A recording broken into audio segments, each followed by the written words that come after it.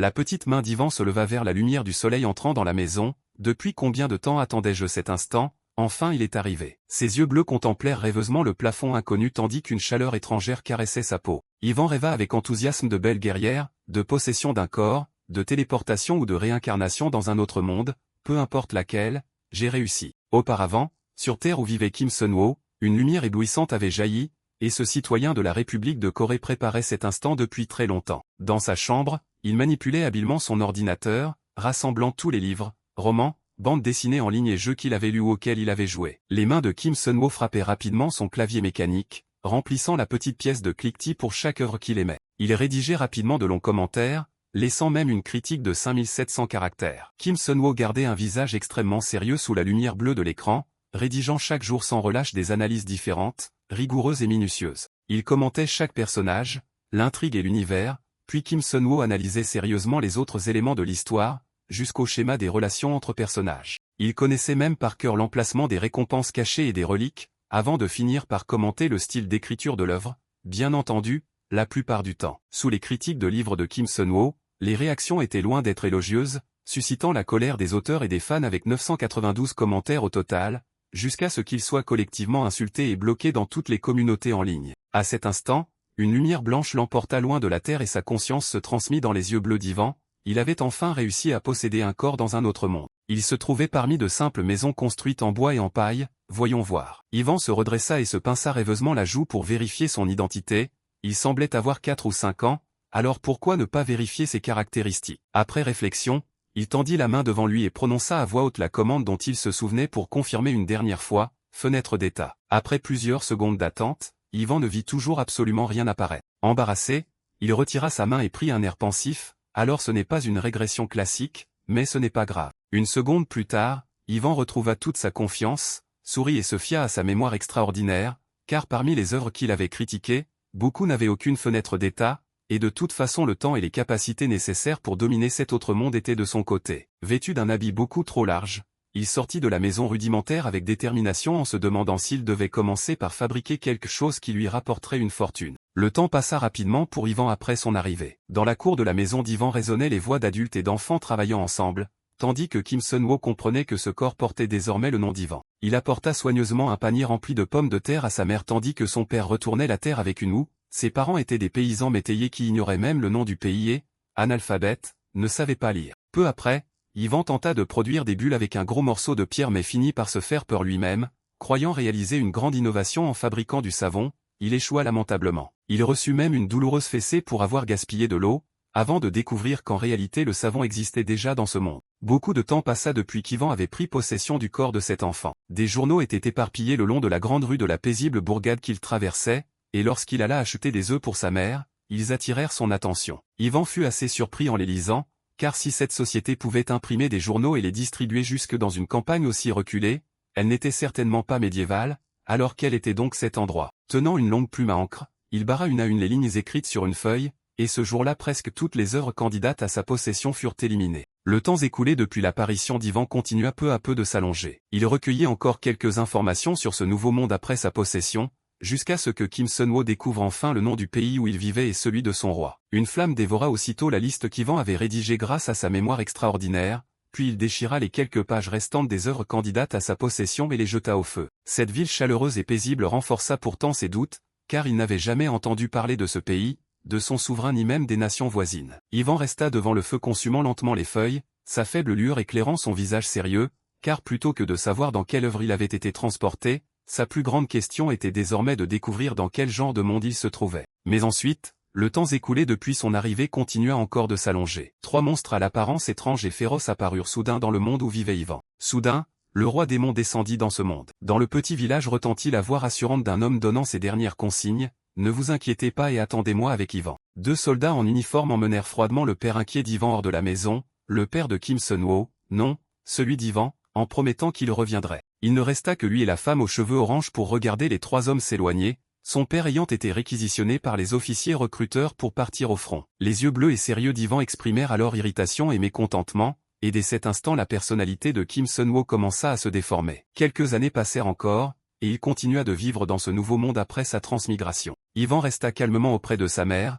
occupé à coudre et tisser avec soin, et Kim Sun-woo, désormais Yvan, la suivait en accomplissant habilement diverses tâches pour l'aider. Le temps qu'Yvan passa dans ce nouveau monde fila encore rapidement, jusqu'à la 8e année après sa transmigration. Assis sérieusement à une table, un stylo à la main, Yvan profitait de chaque instant libre pour étudier et finit par maîtriser l'écriture de cet autre monde. 2 années supplémentaires s'écoulèrent encore dans ce nouveau monde. La 10e année après sa transmigration, le ciel du village devint soudain gris et Yvan reçut une nouvelle terrible et bouleversante. L'avis de décès de son père lui parvint sur une feuille soigneusement imprimée, mais le plus absurde était que ce document officiel avait été émis 2 ans auparavant. Cette nouvelle rendit son visage pâle, partagé entre confusion et colère, et il pensa, qu'est-ce que c'est que ça?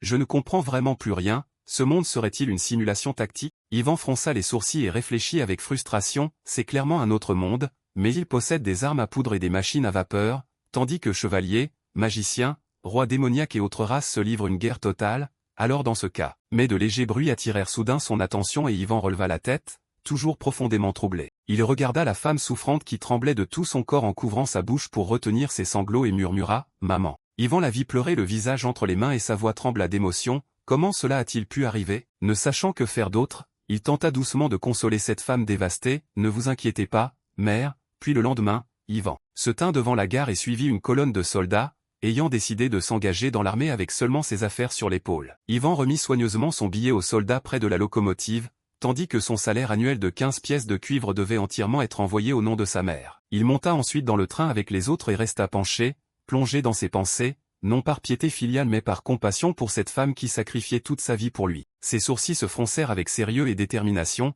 car il culpabilisait d'occuper le corps d'Yvan, le fils qui était l'unique raison de vivre de cette femme. Le temps passé dans ce nouveau corps continua de s'allonger, jusqu'à la 14e année après sa transmigration et sa 4e année dans l'armée. Avec ses remarquables yeux bleus, Yvan risquait sa vie dans une mer de flammes en maniant diverses armes et découvrit qu'il avait bien plus de talent pour le combat qu'il ne l'imaginait. Piétinant les cadavres des démons avec rage et frénésie, il accumula de petits exploits sur le champ de bataille et passa de conscrit à soldat professionnel. Tout autour de lui brûlait et dépérissait, pourtant le front continuait de reculer désastreusement et la moitié des pays alliés avaient déjà sombré dans les flammes. C'est alors qu'un jeune homme blond apparut soudain dans une brillante armure dorée, le héros était enfin arrivé. Les protagonistes qu'Yvan attendait depuis longtemps étaient enfin apparus et il crut comprendre le genre de ce monde, l'histoire classique du héros qui terrasse le roi démoniaque. Une explosion retentit au-dessus des profondes tranchées, libérant une puissance énorme qui terrifia tous les soldats. L'arrivée du héros semblait devoir apporter l'espoir, mais sur le front où combattait Yvan, d'immenses vers aux gueules remplies de crocs surgirent soudain et chargèrent sauvagement, forçant toujours les troupes à battre en retrait. L'âge d'Yvan continua encore d'augmenter au fil de son séjour dans cet autre monde. Dès son apparition, Maximilien trancha un général du roi démoniaque en deux, puis son groupe élimina successivement les commandants de l'armée démoniaque et renversa le cours de la guerre. Ils combattirent héroïquement sans relâche, et Yvan, grâce à ses nombreux exploits, fut affecté auprès du groupe du héros. Une pluie torrentielle tombait alors sur la forêt plongée dans l'obscurité, tandis que l'unité de contrôle des territoires libérés et d'élimination des forces ennemies restantes, pour abréger ce nom interminable. Yvan, tenant deux haches, regarda le monstre répugnant au fond de la fosse, l'escouade d'extermination. C'était une unité spéciale envoyée au combat, et la pluie battait sans cesse son corps épuisé tandis que le groupe du héros éliminait les généraux ennemis, plongeant leur camp dans le chaos et l'effondrement. Ainsi, 2 années passèrent et son âge continua encore d'augmenter régulièrement. Le groupe de Maximilien entra glorieusement dans la ville à cheval sous les acclamations de la population, le groupe du héros avait vaincu le roi démoniaque. Yvan ne montra aucune émotion et les observa simplement d'en haut avec les autres soldats, décidés à attendre la fin. Une seconde plus tard, son regard devint glacial tandis qu'il fixait la scène en contrebas, « Maintenant, je vais enfin pouvoir quitter ce monde détestable. » Pourtant, les années de vie d'Yvan continuèrent ensuite de s'accumuler. Le château où le roi démoniaque était autrefois apparu n'était désormais qu'une forteresse vidée, bien qu'il soit mort depuis 2 ans, aucune fin n'était encore arrivée. Les maisons de la ville étaient partiellement détruites et ravagées par la guerre, tandis que les effectifs de l'escouade d'extermination avaient chuté à seulement un 5e. Les yeux bleus d'Yvan devinrent encore plus vides face aux morts, tandis qu'il employait frénétiquement ses puissantes techniques de combat pour éliminer bandits et autres menaces, comprenant que ses supérieurs voulaient dissoudre l'unité. Après avoir accompli sa dernière mission, Yvan s'engagea dans une opération qui revenait pratiquement à marcher vers la mort. Les yeux bleus d'Yvan, tel un loup affamé haletant après une longue bataille, demandèrent sa démobilisation dans l'espoir que même cet interminable épilogue finirait enfin. Les années qu'Yvan passa dans cet autre monde continuèrent encore de s'accumuler, presque contre sa volonté. Dans une grande église entourée d'arbres verdoyants sous un ciel lumineux, sa mère était elle aussi morte 10 ans plus tôt. Yvan, désormais vieux et barbu, se tenait devant le portail à contempler le paysage, totalement seul après son retour au pays natal. Il resta simplement immobile devant une grande statue d'ange à la contempler. Yvan avait fondé un orphelinat près de la capitale et recueilli les enfants rendus orphelins par la guerre, mais malgré son attente, rien ne se produisait et le générique de fin refusait toujours d'apparaître. Dehors, des enfants jouaient joyeusement au soleil et leur rire résonnait dans l'orphelinat Sainte-Basilissa. Yvan, avec son épaisse barbe, était assis très sérieusement dans la bibliothèque. Il écrivait sans relâche dans un carnet tout en marmonnant « ça me manque vraiment ». Yvan entoura à l'encre rouge plusieurs lignes du carnet en pensant « ça me manque à en devenir fou ». Presque désespéré, il joignit les mains et se demanda « 4 ans ont passé depuis la mort du roi démon, quand viendra donc la fin? Faut-il vraiment attendre que le héros vieillisse et meure pour terminer le jeu ?» Soudain, une paire de hautes bottes s'avança pas à pas. Depuis l'intérieur de la pièce, il détecta aussitôt cette présence. Yvan jeta un regard de côté tout en reculant sa chaise, les yeux toujours acérés fixés droit devant lui, ce bruit. En écoutant les pas, Yvan analysa chaque détail, le frottement caractéristique d'un uniforme, l'odeur de poudre et le rythme des pas, une seule personne, un militaire parfaitement entraîné. Il tenait déjà sa hache spécialement conçue, le visage extrêmement sérieux. La porte s'ouvrit lentement avec son grincement familier. Dmitri salua joyeusement Yvan, « Ça fait longtemps, vétéran, vous allez bien, j'aurais dû venir plus souvent », mais Yvan répondit d'une voix grave, « Non, Dmitri ». Yvan leva sa hache comme s'il allait bondir, « Tu dois d'abord frapper », et Dmitri, terrifié, agita les mains, « Vétéran, depuis quand faisons-nous ça, et puis cette barbe ne vous va absolument pas ». En entendant cela, Yvan se calma et ordonna directement, « Passons aux choses sérieuses ». Dmitri lui tendit une lettre en plaisantant, « Après si longtemps, vous ne me proposez même pas de m'asseoir », toujours aussi irritable, tandis qu'Yvan regardait la lettre avec surprise, « C'est quoi ?» En retirant son manteau, Dmitri conseilla à Yvan plongé dans ses pensées, « Lisez-la d'abord, c'est une lettre manuscrite de son Altesse la Princesse ». Yvan soupira mais demanda avec méfiance si la lettre était empoisonnée, tandis que Dmitri s'assit tranquillement en face, « Ce doit être une simple lettre pour prendre de vos nouvelles, ouvrez-la donc ». Toujours très méfiant, Yvan baissa les yeux, « Prendre de mes nouvelles, son Altesse la Princesse ?» Il se rappela la silhouette arrogante d'Elisaveta, Elisaveta Kiriovna, une femme aussi impitoyable que Lisa, m'écrirait simplement pour prendre de mes nouvelles. Après une courte hésitation,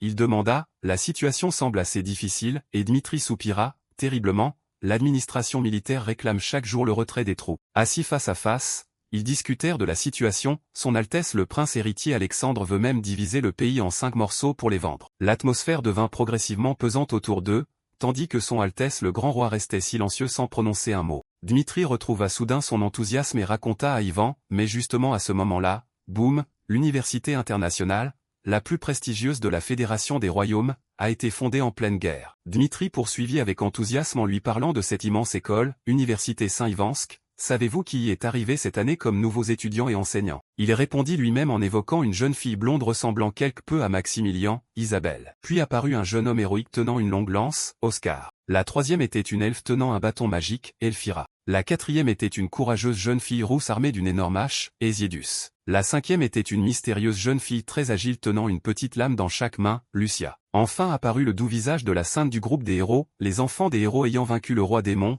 et Patricia, la nouvelle doyenne, n'est autre que la sainte de l'ancien groupe des héros. Dmitri expliqua sérieusement à Yvan, comme l'admission n'impose aucune limite d'âge, des enfants prometteurs du monde entier se préparent depuis longtemps à intégrer l'établissement. Malgré son ton joyeux, son visage devint sinistre en songeant à l'influence des enfants des membres du groupe des héros, si jamais l'un d'eux était blessé ou mourait. Yvan comprit parfaitement les conséquences et demanda seulement, « Ce pays serait fini, alors que dois-je faire ?» Dmitri leva sérieusement 3 doigts vers Yvan, jusqu'à ce que ses enfants rentrent dans leur pays sans perdre un seul cheveu, protégez-les pendant exactement 3 ans. Il fronça les sourcils et réfléchit sérieusement, quelle fin de héros absurde est-ce là, cette histoire où le héros terrasse le roi démon puis vit heureux pour toujours est ridicule, alors que la situation internationale est chaotique, la politique intérieure troublée et qu'en plus. Au fond, Yvan restait extrêmement perplexe, voilà qu'une académie surgissait soudain de nulle part. Soudain, Yvan se redressa brusquement comme s'il venait de se souvenir de quelque chose. Le visage d'Yvan se crispa de panique et l'inquiétude emplit son regard, attends un peu. Bouillonnant d'énergie, il frappa la table, la main d'Yvan appuyant si fort sur le bois qu'il se fissura. Yvan relâcha aussitôt sa prise, mais un gros morceau de la table s'était déjà brisé. Alors comme ça, c'est une histoire d'académie? Voyant Yvan furieux, Dmitri pâlit et demanda, « Aîné, que se passe-t-il? Vous allez bien ?» Et Yvan répondit d'une voix grave et furieuse, « Tu me demandes si je vais bien. » Puis Yvan se tut brusquement, les mains tremblantes, « Ça fait 30 ans que je galère dans cet autre monde, et tout ça n'était que le prologue. » Yvan serra le morceau de bois dans sa main puis la retira lentement, laissant un grand trou, dans ce cas. Il lui demanda de nouveau avec un peu de mépris, « Je dois seulement aider ces gamins à obtenir leur diplôme, c'est ça? alors quelle fin faut-il encore chercher? Yvan joignit les mains en serrant les poings, le visage rayonnant de joie et de détermination. Compris, j'accepte la mission, rentrons chez nous, Kim Sun-woo. Kiriovna commença sa lettre en prenant des nouvelles de son ancien compagnon. Vanka, comment vas-tu? J'entends parfois parler de toi et tu sembles toujours très bien vivre. Elle évoqua les jours qu'ils avaient traversés ensemble. Te souviens-tu du temps où nous peignions à entretenir le jardin? J'espérais que nous pourrions tous boire un jour du thé ensemble, mais tu es parti sans même te retourner. Pourtant, Vanka, avertit pensivement Kiriovna, l'hiver revient, un hiver plus froid et silencieux encore que celui de l'année dernière approche. Elle tendit doucement la main pour effleurer les feuilles vertes. Les souvenirs de l'ancien jardin partagé avec Yvan ressurgirent tandis que Kiriovna parcourait chaque recoin de la cour et appelait sincèrement le compagnon en qui elle avait le plus confiance, Vanka, mon bûcheron le plus fiable. Elle promit de tout offrir en échange de l'aide de Vanka, quel que soit ton souhait, je te récompenserai au triple, et si cela ne suffit pas, je paierai avec notre amitié. Et si cela ne suffit toujours pas, je paierai avec nos souvenirs. Kiriovna termina sa lettre par une supplication sincère, le royaume a encore besoin de ton dévouement, aujourd'hui comme demain, affectueusement, Kiriovna. Dans l'auditorium, Yvan posa la lettre sur la table et répondit calmement, j'ai fini de lire, donc en résumé. Il comprit vite la demande de Kiriovna, pendant les 3 années précédant la remise des diplômes des enfants du groupe des héros, personne ne devait être blessé ni mourir. Yvan comprit soudain le véritable genre de ce monde et pensa, alors c'est une histoire d'académie, ce qui signifie qu'il suffit de tenir encore 3 ans jusqu'à la fin pour pouvoir rentrer chez moi. Il soupira, regarda son ami en face et demanda, Dmitri, qui arrivera en premier, et Dmitri rapporta aussitôt les informations recueillies, la fille d'Einar, est née, on dit que l'enfant du grand roi devrait partir la première. En entendant ce nom familier, Yvan se figea aussitôt, Einar. Il se rappela soudain le statut actuel de son ancien compagnon, bien qu'il soit désormais appelé le grand roi de Drohan. Yvan se souvenait ainsi de cet ancien membre du précédent groupe des héros. Dans ses souvenirs, Einar brandissait une énorme hache en criant ses instructions, et, petit Yvan, une hache se manie comme ça, tandis qu'Yvan pensait silencieusement à la première personne en route vers l'académie. Il se sentit impuissant en apprenant que celle qu'il devait protéger était précisément la fille d'Einar, la fille de ce type-là. Dans le royaume de Drohan, le peuple acclamait fièrement sa princesse, quelle fierté, plus grande descendante du royaume de Drohan, porteuse du sang du grand conquérant, le roi Einar, tu triompheras assurément de tout. Sur le quai, une foule immense s'était réunie lorsqu'une voix féminine cristalline retentit, la jeune fille rougit devant ses flatteries puis cria, vous n'arrêtez pas de vous moquer de moi, très bien, attendez seulement et vous verrez, quelqu'un dans la foule se vanta joyeusement, évidemment, regardez de qui elle est la fille, puis un habitant évoqua soudain la rumeur circulant dans tout le royaume, vous avez entendu la nouvelle, les autres demandèrent aussitôt dans le brouhaha. Quoi?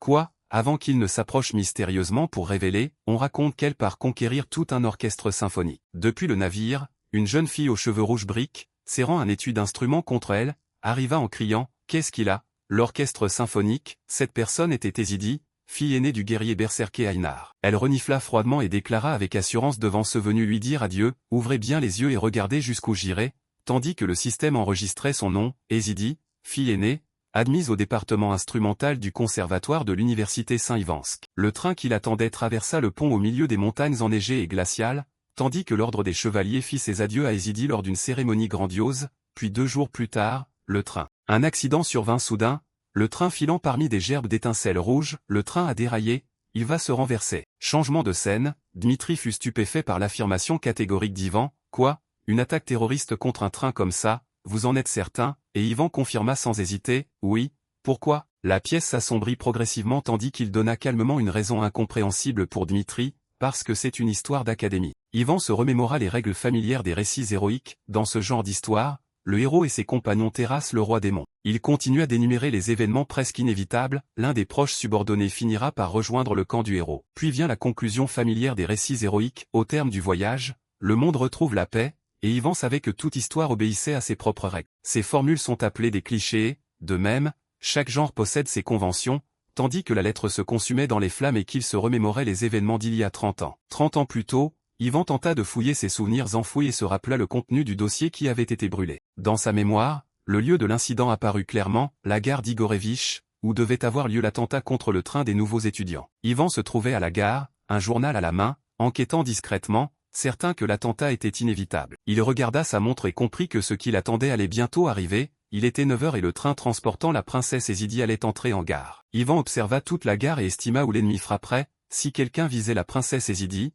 ce serait forcément dans cette gare située juste à la frontière. Il fallait d'abord franchir la frontière pour pouvoir rejeter la faute sur le royaume, et comme une zone militaire se trouvait derrière cette gare, la surveillance y serait très stricte. Il se leva discrètement et partit, reconnaissant les lacunes de son plan, évidemment, sans preuve, je n'ai demandé aucun renfort, quel amateurisme. Il continua d'observer la gare déserte. Son regard s'arrêta vite sur le marchand de légumes suspect qui fumait devant son étal, puis Yvan examina chacun des présents, cet homme qui prétend vérifier les horaires a déjà laissé passer 3 trains, et il regarda l'homme faisant semblant de vendre des légumes et repéra aussitôt l'anomalie, celui-là est encore plus ridicule, qui achèterait des légumes dans cette gare perdue et déserte, surtout qu'il fume juste devant sa marchandise. Yvan s'approcha lentement par derrière, son regard glacial verrouillé sur l'homme suspect assis sur le banc. L'homme sursauta en découvrant Yvan tout près de lui et son visage pâlit aussitôt de peur. Yvan dégaina son arme et la pointa directement sur sa tête, le maîtrisant avant qu'il puisse réagir. L'homme sursauta devant cette apparition soudaine et cria furieusement, « Qui es-tu » Yvan bougea légèrement le canon,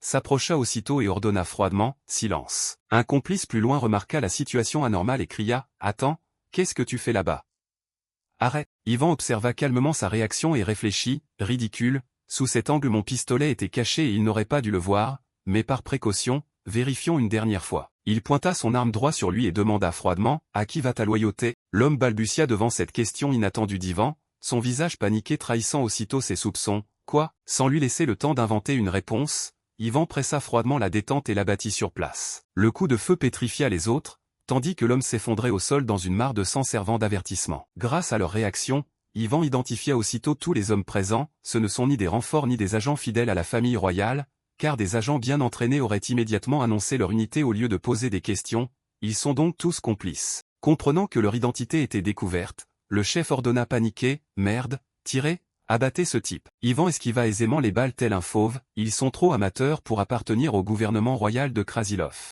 Les terroristes ouvrirent tous le feu, mais Yvan disparut sous la pluie de balles avant qu'ils puissent verrouiller leur cible. Yvan dégaina sa hache et la balaya à une vitesse terrifiante, tranchant d'un seul coup les bras des ennemis les plus proches. Il fonça directement au milieu de leur formation et commença le massacre jusqu'à ce que finalement, Yvan pivota au cœur de l'encerclement et enchaîna des coups nets, éliminant rapidement tous ses ennemis jusqu'à ce qu'enfin il regarda froidement ceux qui tremblaient devant sa puissance écrasante, « Vous n'avez jamais affronté quelqu'un de réellement puissant. » L'homme contempla son bras tranché et hurla de douleur, « Mon bras !» Des cadavres jonchaient le sol tandis qu'Yvan, debout parmi les vaincus, serrait calmement sa hache et avertissait, sans arrêter l'hémorragie, « Tu mourras dans 3 minutes. » Il baissa les yeux vers l'homme agonisant et poursuivit son interrogatoire, « Où sont les autres » Terrifié, l'homme révéla la position de ses complices pour sauver sa vie, « Ils sont 15 près de la voie ferrée, seul tu ne pourras rien faire, je peux t'aider, alors sauve-moi. » Il tenta de convaincre Yvan avec des informations sur leur chef, leur véritable chef est un monstre, épargnez-moi et j'attirerai son attention, mais Yvan comprit aussitôt leur rôle, « Vous êtes donc l'avant-garde. » L'homme hocha frénétiquement la tête, « Oui,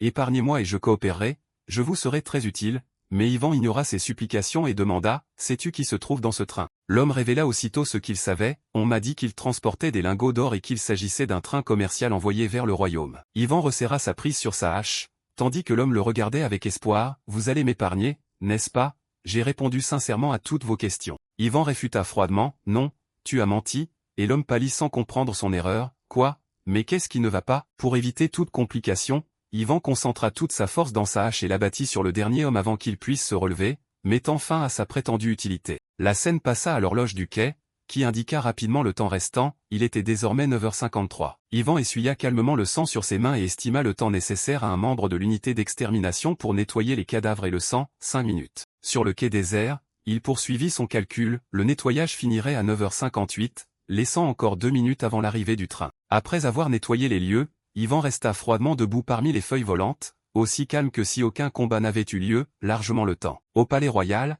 Kiriovna demanda calmement où se trouvait son ancien compagnon, Evanka. Le subordonné baissa la tête et rapporta les récentes actions d'Yvan, il soupçonne une attaque terroriste contre un train et en a même déterminé assez précisément l'heure et le lieu. Kiriovna soupçonna Yvan de posséder un réseau secret de renseignement, Vanka aurait-il des informateurs, mais Dmitri écarta aussitôt cette possibilité, non. Aucun signe de ce genre n'est apparu durant ces 4 dernières années. Kiriovna éclata de rire, poussant Dmitri à demander prudemment, « Votre Altesse ». Elle soupira en regardant au loin puis ordonna à Dmitri de surveiller tous les faits et gestes d'Yvan, jusqu'au plus insignifiant, note tout et rapporte-moi ces informations. Kiriovna voulait connaître chaque changement concernant Yvan afin de pouvoir tout vérifier à tout moment, tandis que le système afficha une notification, Elisaveta Kiriovna Krasilov, princesse de Krasilov, assassin de Pierre. Son regard se remplit d'indignation en se rappelant Yvan partant pour sa dernière mission, exactement comme lorsque tu es parti pour ta dernière mission il y a 4 ans, même si tu n'agissais que sur des suppositions, tu dégageais une étrange assurance. Le train transportant Ezidi continua de traverser les montagnes enneigées, fonçant droit vers l'endroit où Yvan l'attendait. Ces hommes serrèrent les détonateurs dans leurs mains et mirent leur plan à exécution, tandis que Kiriovna pensait, j'en suis certaine. Aussitôt, Yvan bondit à travers la neige et poursuivit rapidement le train, convaincu que son jugement se réaliserait encore cette fois puisque c'était une règle des histoires d'académie, l'attaque terroriste contre le train aurait forcément lieu. Ezidi était tranquillement assise près de la fenêtre du train, ignorant totalement le piège mortel qui l'attendait, tandis qu'Yvan savait que cette attaque ne pouvait changer le destin des personnages importants ni blesser le protagoniste et les personnages principaux. Les terroristes avaient secrètement placé des explosifs le long des rails, car l'attaque du train précédant l'entrée à l'académie faisait partie du didacticiel pour débutants. Le chef serra le détonateur, persuadé qu'une simple pression suffirait à achever son plan, car le didacticiel sert aux joueurs à découvrir le jeu et tout se termine en appuyant sur un bouton, voilà pourquoi Son doigt s'abaissa lentement sur le bouton rouge, déclenchant officiellement l'attaque terroriste contre le train. Une violente explosion engloutit aussitôt la locomotive et secoua le train au milieu des flammes, tandis qu'Yvan révéla calmement son véritable plan, dès le début, je n'avais aucune intention d'empêcher cette attaque. Ezidi se protégea la tête avec effroi au milieu des explosions, mais resta indemne puisque le didacticiel devait être laissé au protagoniste. Quant à moi, le chef afficha un sourire cruel, persuadé que ses proies n'avaient aucune chance de survivre. Bien, allons piller le train, tandis qu'Yvan passait enfin à l'action, je profiterai de cette occasion pour découvrir l'organisation derrière cette attaque. Il fonça à une vitesse stupéfiante, ensuite, j'anéantirai cette organisation depuis l'académie. Yvan disparut derrière l'épais rideau de neige afin d'éviter un affrontement direct et de mener des opérations de renseignement depuis l'arrière. Tout en avançant, il serra son arme et sa hache, prêt à éliminer toute menace sur son chemin et à les éradiquer jusqu'à la racine. À la lueur des flammes, Yvan pressa froidement la détente et commença à traquer ceux qui avaient pris le train d'Ezidi pour cible, conformément aux méthodes de l'unité d'extermination. Une épaisse fumée noire s'éleva après l'explosion et recouvrit toute la région montagneuse enneigée. Le train dérailla et se renversa au milieu des flammes, laissant un paysage dévasté, tandis que les terroristes encerclaient les wagons détruits en criant « Cette fois, on est riche ». L'un d'eux calcula avec enthousiasme comment écouler le butin, il suffit d'effacer les emblèmes royaux, de tout faire fondre puis de vendre ça au marché noir, on va crouler sous l'argent, chef, et leur chef ordonna aussitôt, bien, dépêchez-vous de nettoyer cet endroit. À ces mots, il s'immobilisa soudain, un pressentiment de danger tendant immédiatement son visage. Une attaque surprise fondit sur eux à une vitesse terrifiante, plongeant les terroristes dans le chaos. L'un d'eux fut projeté tête la première dans le sol tandis que les autres regardaient autour d'eux avec effroi sans comprendre qui avait frappé. C'est quoi ce bordel? Car la peur est le propre des faibles. Un terroriste regarda avec terreur vers l'origine du bruit. Bordel, qui est là? Et Yvan comprit aussitôt leur faible niveau, car cette réaction prouvait qu'aucun d'eux ne pouvait percevoir les trajectoires des tirs. Le chef serra les dents en voyant Yvan sortir tranquillement et hurla, ce salaud. Yvan sortit de la fumée, une arme dans chaque main, puis demanda froidement à l'homme devant lui, c'est toi le chef? Pris de panique, le chef ordonna à tous ses hommes d'ouvrir le feu, tirez, vite. Yvan plissa les yeux et perçut aussitôt les intentions meurtrières dirigées vers lui. Il se concentra sur l'intention meurtrière portée par les balles qui arrivaient, une faculté appelée perception des trajectoires. Grâce à cela, Yvan détermina facilement la direction exacte des tirs pour esquiver et contre-attaquer, puis évita calmement les rafales des terroristes en se rappelant que les armes à feu sont inutiles contre quiconque dépasse un certain seuil de puissance, car l'intention meurtrière transportée par. Durant tout le combat, Yvan percevait les trajectoires qui s'entrecroisaient autour de lui, car les balles et les armes révélaient toutes les directions d'attaque. Il serra son arme en se rappelant les bases du combat chez les utilisateurs d'énergie magique. Dissimuler son intention meurtrière avec cette énergie est élémentaire avec une arme tenue en main, mais très difficile avec des projectiles comme les balles ou les flèches. Yvan pivota au milieu d'innombrables trajectoires entrecroisées, esquiva aisément toutes les balles, bondit au cœur de leur formation puis abattit l'homme le plus proche tout en évitant les tirs, car les balles et les armes révélaient leur trajectoire. Avant que l'adversaire puisse s'approcher, Yvan dégaina et tira en un éclair, une balle traversant la tête de l'ennemi, tout en évaluant discrètement sa puissance, une méthode pour mesurer la force adverse. Yvan fonça au milieu des terroristes et commença froidement la purge afin d'éliminer les plus faibles. Un terroriste le regarda avec effroi abattre ses compagnons en un instant, ce salaud. Le chef attaqua tout en demandant furieusement, qui t'a envoyé, d'où sort ce chien enragé? Mais Yvan fut plus rapide que sa pensée, esquivant la lame puis brisant son attaque en un éclair avec une riposte glaciale qui arracha un cri à son adversaire. Un coup de poing dans le ventre l'envoya voler au loin. Avant même qu'il puisse se relever correctement, Yvan le projeta violemment au fond d'un profond cratère. Le sol s'enfonça sous le terrible impact, laissant l'homme et tous les spectateurs pétrifiés. Il serra les dents et menaça, ton visage, je l'ai bien mémorisé, attends seulement, je vais.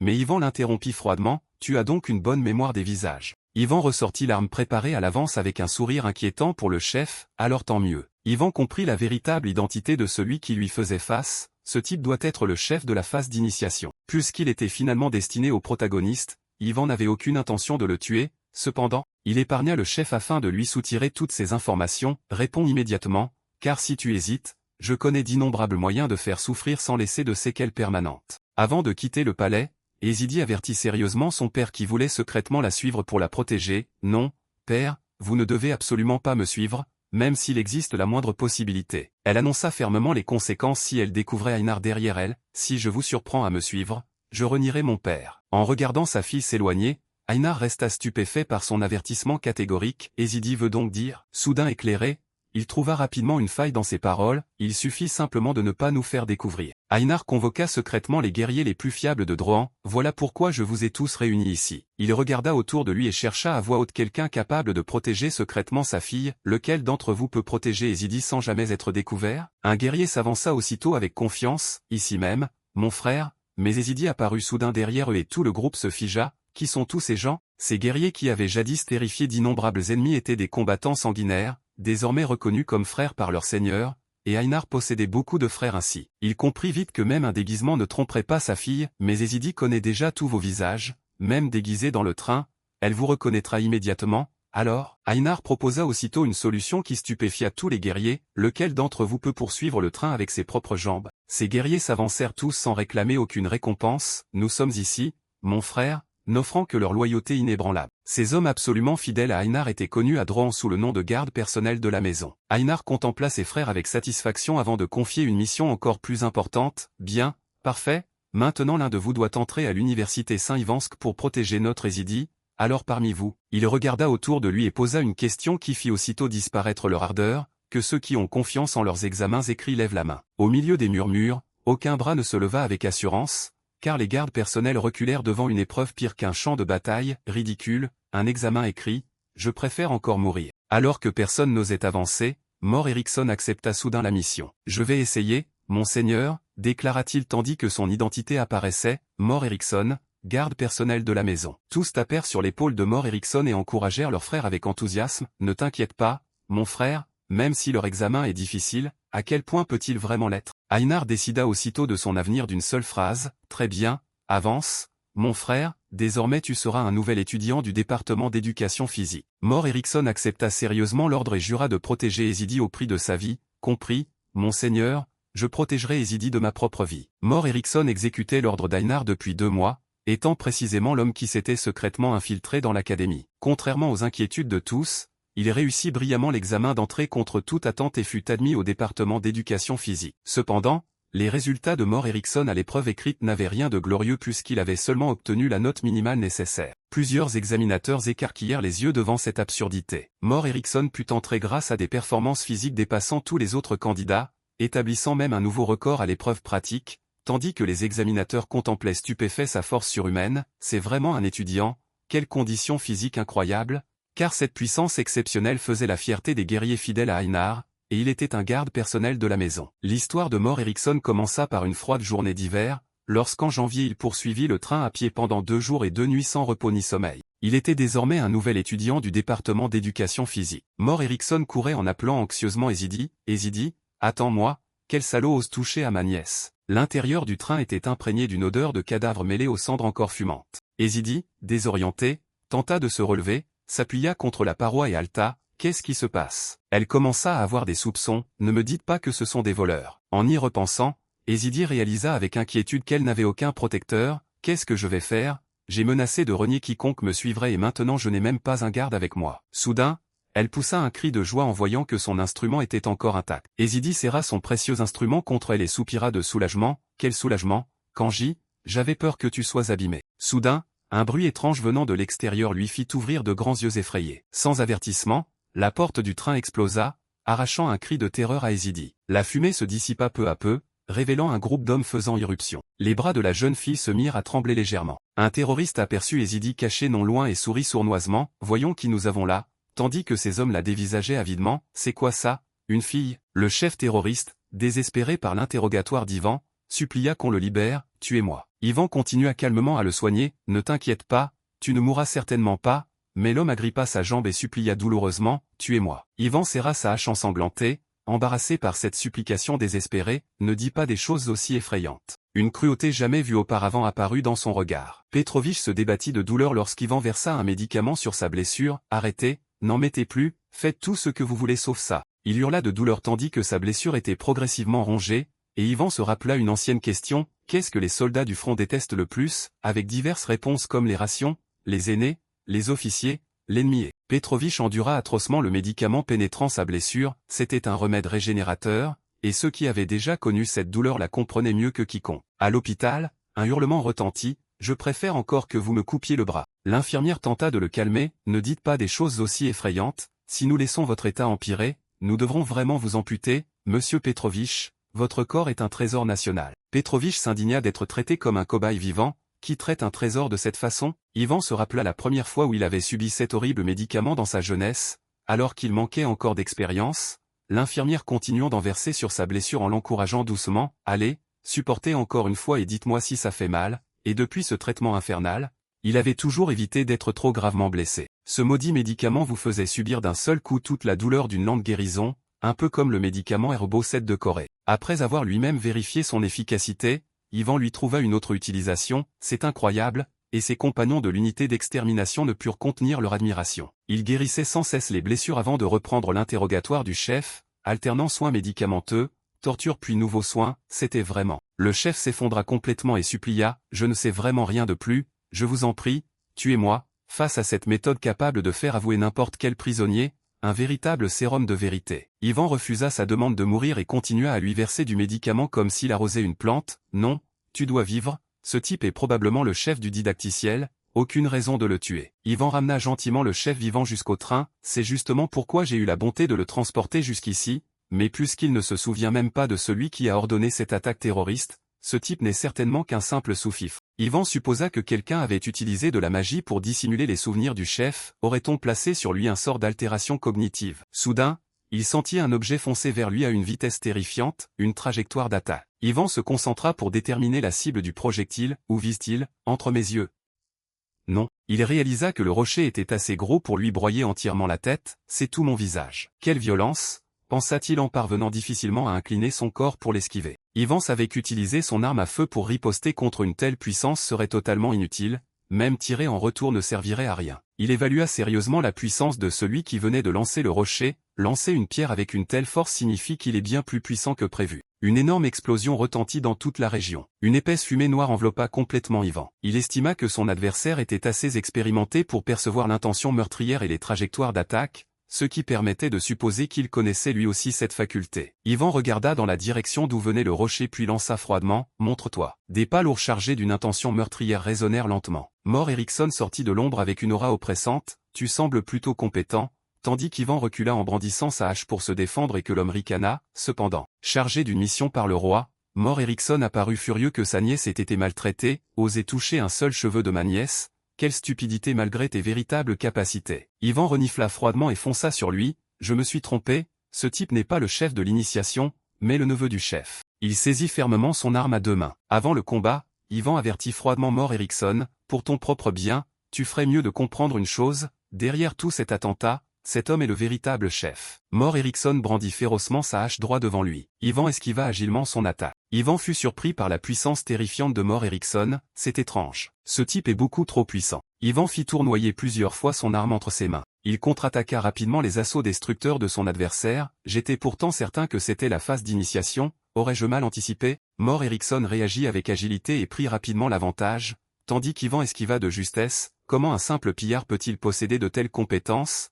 Quelqu'un tirerait-il les ficelles dans l'ombre? Les deux hommes continuèrent à s'affronter férocement. Leurs armes tranchantes s'entrechoquèrent dans des grincements métalliques assourdissants. Ivan renforça encore sa détermination en pensant à son objectif, la princesse Ezidi, l'une des protagonistes. Il regarda Mort Erickson qui cherchait lui aussi la victoire, tandis que celui-ci pensait également à quelqu'un, ma chère nièce Ezidi. Bien que dans deux camps opposés, ils partageaient le même objectif, je dois sauver cet enfant. Pendant ce temps ailleurs, une explosion souleva un épais nuage de fumée. À l'intérieur, plusieurs voyous acculaient volontairement Ezidi malgré ses supplications, « Non, je vous en prie, arrêtez ». L'un d'eux se lécha les lèvres avec une extrême perversité, « Je croyais que tu n'étais qu'une survivante ordinaire ». Alors qu'il parlait, un violent choc le frappa en plein visage, pas mal. Ezidi l'avait attaqué avec son violon adoré qu'elle cachait, puis cria avec culpabilité, « Pardonne-moi ». Son cancang propulsa l'homme jusqu'au plafond où sa tête resta encastrée. Les deux autres, témoins de cette scène, ne purent que murmurer, terrifiante. Ezidi tenait de nouveau son instrument en tremblant,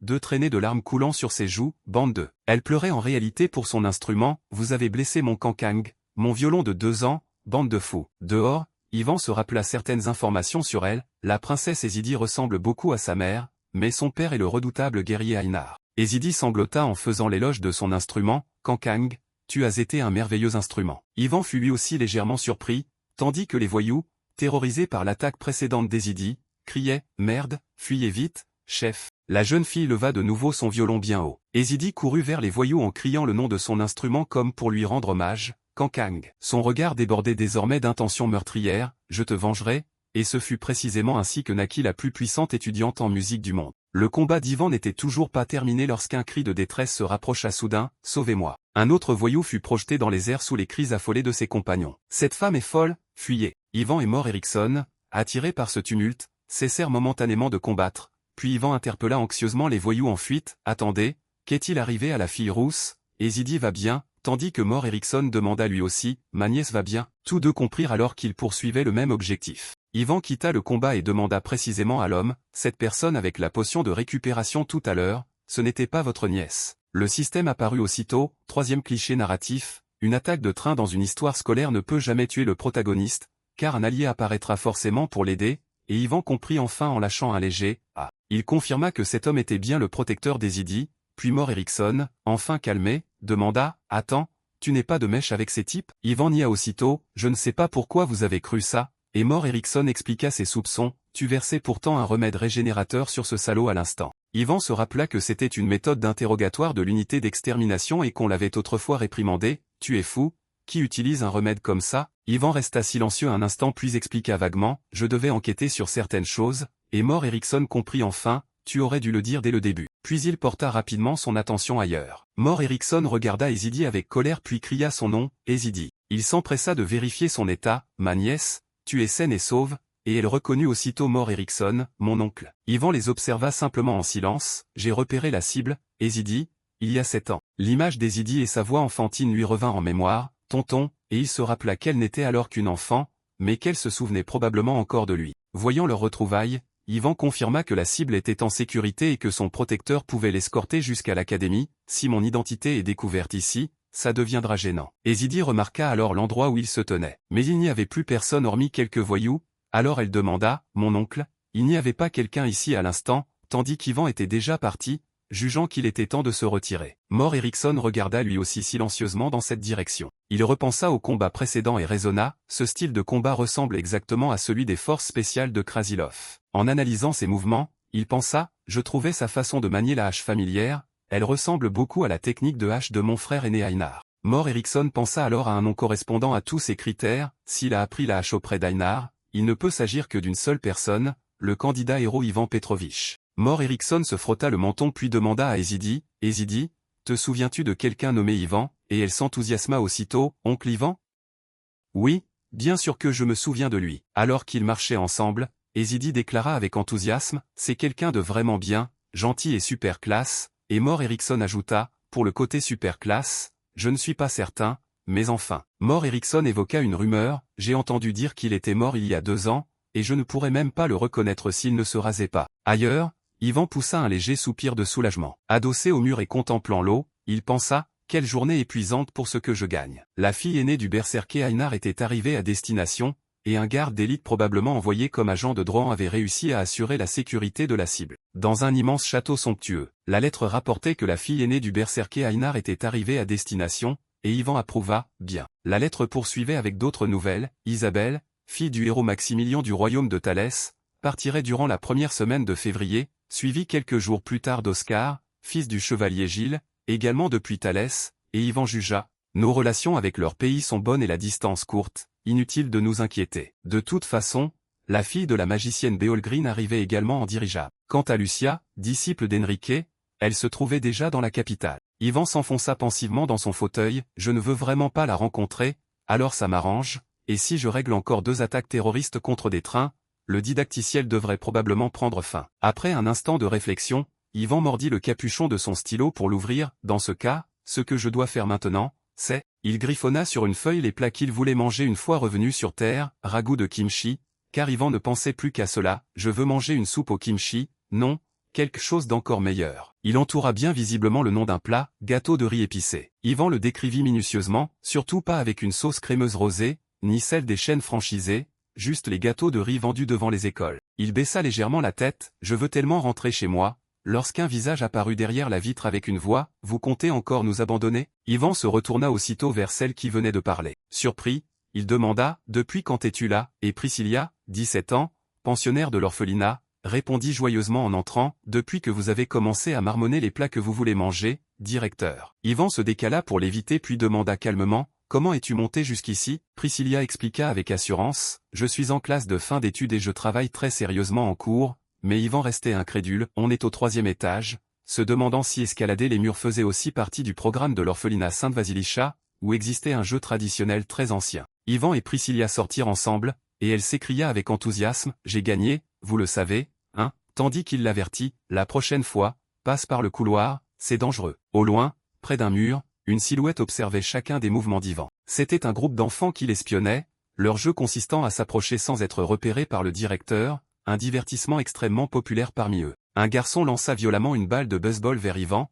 car selon la rumeur, cet homme nommé Yvan pouvait attraper sans regarder n'importe quel objet lancé vers lui par derrière. Et cet homme mystérieux pouvait retrouver en une seule tentative tous les enfants cachés. Lorsque le garçon fut attrapé, son visage changea aussitôt. Mais surtout, Yvan s'approcha et souleva le garçon. Il l'installa sur ses épaules car, contrairement à son apparence, Yvan était très doux, ce qui faisait de lui l'un des meilleurs compagnons de jeu des enfants, et il ne les empêchait jamais de jouer ainsi. Tout le monde se réjouit en le voyant, voilà le directeur. Tout cela faisait partie des calculs d'Yvan, si ses enfants parviennent à tromper mes sens, ils pourront sûrement se débrouiller seuls même après avoir quitté cet endroit. Il restait 2 semaines avant que les prochains enfants du groupe des héros prennent le train et, jusque-là, Yvan pensait être libre. Le soir, une pluie torrentielle tombait derrière la fenêtre. Priscilla avait été capturée et cria pour les intimider, « Si notre directeur la prend, vous êtes fichus », mais ses ravisseurs répliquèrent sans s'en soucier, « On te demande à quel camp tu appartiens, alors tais-toi et arrête de parler de ton directeur. » De plus en plus impatients, ils demandèrent, « Où as-tu appris à dissimuler ta présence ?» Ils ajoutèrent, « Au fait,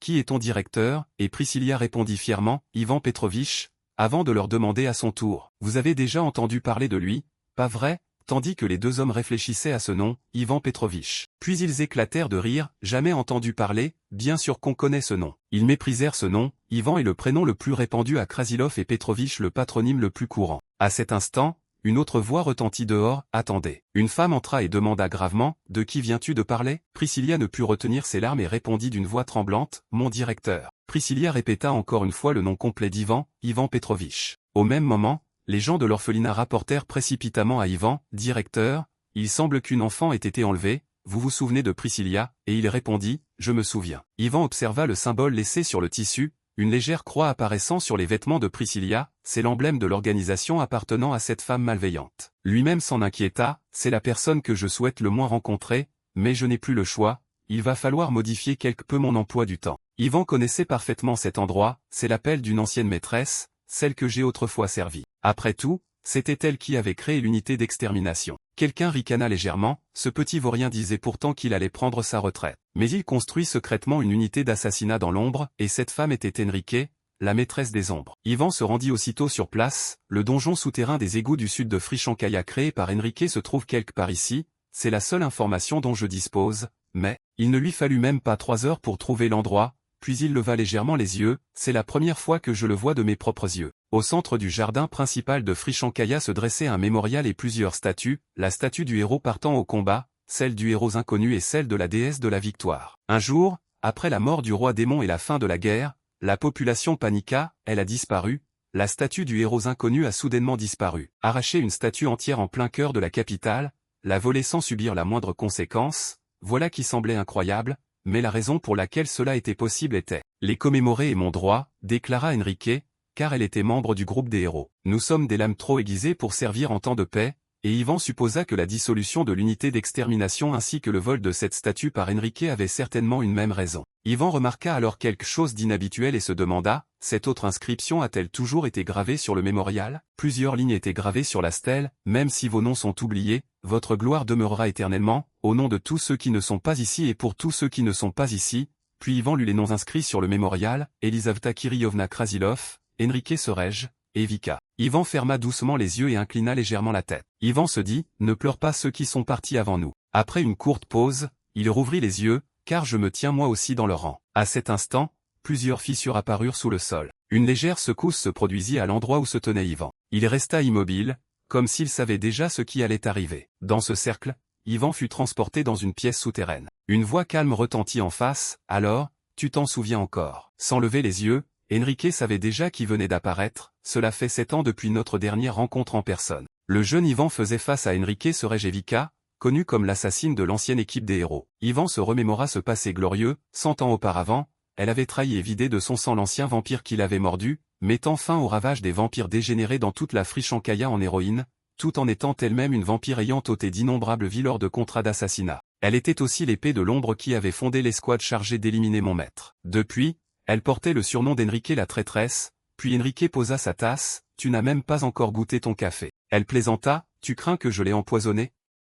À ce rythme, il va refroidir, tandis qu'Ivan pensa que cela ne le dérangeait pas plus qu'il venait d'un pays où l'on buvait du café glacé. Mais il garda cela pour lui et alla droit au but, où est Priscilla, faisant soupirer Enrique, toujours aussi direct, à ce que je vois. Elle conseilla ensuite Ivan, mais ne copie pas tout de moi non plus. Enrique afficha un sourire moqueur, cela te donne vraiment l'air d'un amateur. Ivan frémit lorsqu'une lame fut lancée vers lui. Le regard d'Enrique devint extrêmement acéré, je croyais avoir appris que cette hostilité devait être réservée uniquement aux proies. Un serpent formé par son énergie spirituelle rampait tandis qu'elle disait calmement, ne t'inquiète pas pour cet enfant, je ne l'ai pas encore mordue et je prends très bien soin d'elle. Ivan ressentit alors pleinement cette pression meurtrière, puis Enrique poursuivit, maintenant, c'est à ton tour de répondre. Elle voulait connaître la vérité, qu'est-ce que tu complotes? N'obtenant aucune réponse, Enrique perdit patience et demanda encore, je te demande ce que tu prépares en rassemblant tous ces orphelins. Elle pensa intérieurement, petit vaurien, quand j'ai appris que tu avais adopté une orpheline après ta retraite, j'avais vraiment trouvé cela adorable. Mais tout semblait plus compliqué, entraîner en seulement 2 ans une agente maîtrisant parfaitement les techniques d'embuscade puis me l'envoyer revient pratiquement à me provoquer en déclarant que tu ouvres un centre de formation aux techniques meurtrières juste sous notre nez. Enrique estimait que cela ressemblait clairement à une déclaration de guerre. Elle continuait de fixer Ivan, vraiment. Au fond, je suis un peu déçu, ça me brise le cœur. Après cette pensée, elle l'examina de haut en bas, et cette moustache, c'est quoi? Elle me rend folle, pourquoi portes-tu des vêtements démodés depuis un siècle? Ne me dis pas que c'est un déguisement. Voyant l'expression sérieuse et meurtrière d'Ivan, elle fut encore plus mécontente, je t'ai invité parce que je ne voulais pas me battre, mais tu agis comme si quiconque te touchait devait mourir, alors à quoi penses-tu exactement? Ivan lui-même ignorait comment gérer la situation, Enrique me demande ce que je complote? Jusqu'où dois-je lui révéler mes intentions? Il analysa lentement la situation, 4 ans après la mort du roi démon, le royaume de Krasilov semblait paisible en apparence, mais il était divisé en 2 camps engagés dans une lutte pour le trône. D'un côté se trouvait le prince héritier, prêt à risquer une guerre extérieure, et de l'autre la princesse Elisaveta, qui cherchait à préserver la paix intérieure. Pour empêcher la guerre, la princesse avait même redéployé un agent ayant simulé sa mort afin de garantir que les personnages essentiels puissent terminer sans danger leurs études à la Grande Académie. Et cet agent, c'était moi. Ivan ne comprenait toujours pas l'intention d'Enrique lorsqu'elle lui demandait ce qu'il complotait. Ivan avait de nombreuses questions, Enrique savait parfaitement que j'accomplissais une mission confiée par Elisaveta, alors pourquoi m'interrogeait-elle sur ces détails? Aurait-elle cessé de soutenir Elisaveta? Ivan envisagea une possibilité, ne me dites pas que cette femme s'est rangée du côté du prince héritier. Ivan et Enrique se tenaient chacun d'un côté, mais se posaient exactement la même question sur l'autre. À quoi pense donc ce fou? Après un long silence, Ivan parla enfin. J'ai entendu dire que tu formais une disciple qui doit intégrer cette année l'université Saint-Ivansk, car c'était la seule approche qui lui venait à l'esprit et qu'il pouvait résoudre par le dialogue. Enrique voulut entendre la suite, et alors? Ivan poursuivit naturellement, mon employeur s'y intéresse, et si cet enfant était blessé, ce serait une lourde perte pour le pays, alors on m'a demandé de veiller sur ta disciple. Ivan réfléchit encore, c'était précisément la mission qu'Elisaveta lui avait confiée, et Enrique connaissait parfaitement les méthodes de la princesse, donc sauf si elle avait rejoint le prince héritier, elle devait comprendre son message. Et Enrique comprit parfaitement ses paroles, de son point de vue, je sais que tu formes une disciple, je connais déjà son identité, sa position et ses informations personnelles, alors on m'a demandé de veiller sur elle, signifiait clairement, je vise ta disciple. Un peu plus tard, Yvan se redressa brusquement, estimant qu'elle avait sûrement compris, tandis qu'Enrique frappa la table et se leva d'un bond, se demandant si ce morveux visait son disciple. Elle regarda dehors puis ordonna, Lucia, entre. À son appel, la porte s'entr'ouvrit rapidement et une voix répondit, oui, maître. Enrique ordonna, allez, salue-le, c'est ton frère aîné, et elle obéit aussitôt, j'ai beaucoup entendu parler de vous, frère Petrovitch. Dès qu'Yvan la vit, il demanda, tu es humaine? Sais-tu de quelle race est ton maître? Lucia lui répondit clairement, bien sûr, mon maître est humaine. Elle ajouta, même si mon maître suit un régime un peu particulier, c'est une véritable héroïne qui m'aime et protège ce pays, et si vous me demandez ce qui définit une race, je répondrai que c'est l'humanité, frère Petrovitch. Après l'avoir entendu, Yvan se contenta de lâcher un « oh ». La scène surprit quelque peu Yvan, car depuis la guerre contre les démons, le royaume restait hostile aux races non humaines, mais cet enfant affichait une ouverture d'esprit rare. Enrique se leva alors et déclara avec satisfaction, elle est ma fierté et ma joie, une personne bien meilleure que moi, non, meilleure que nous, une enfant précieuse que j'ai obtenue au crépuscule de ma vie, c'est pourquoi Enrique s'approcha et ajouta presque pour gagner sa confiance, je ne veux pas te tuer, mon enfant, tandis qu'Yvan restait silencieux. Yvan saisit lentement son arme et se leva, car finalement tout devait en arriver là. Il pointa son arme vers elle et demanda froidement, si tu coopères encore avec la famille royale de Krasilov, alors au nom de nos souvenirs communs, je te pose une question, où va ta loyauté? Yvan poursuivit avec une question tranchante, quel prix Alexandre a-t-il payé? Des hommes, du sang ou des terres? Ces paroles surprirent Enrique, qui répliqua, hein? N'est-ce pas toi qui as conclu un accord avec Alexandre? Yvan, stupéfait, répondit, de quoi parles-tu? Je n'ai jamais rencontré cet homme avec le sourire aux lèvres. Tous deux s'immobilisèrent alors que leur volonté de combattre venait de s'embraser. Enrique posa les mains sur la table et le silence devint si profond qu'on aurait entendu tomber une aiguille. Elle se rassit et se plaignit, cette histoire m'épuise vraiment, chaque conversation finit ainsi, pourquoi le ciel est-il si juste? S'il m'avait donné un peu plus d'éloquence.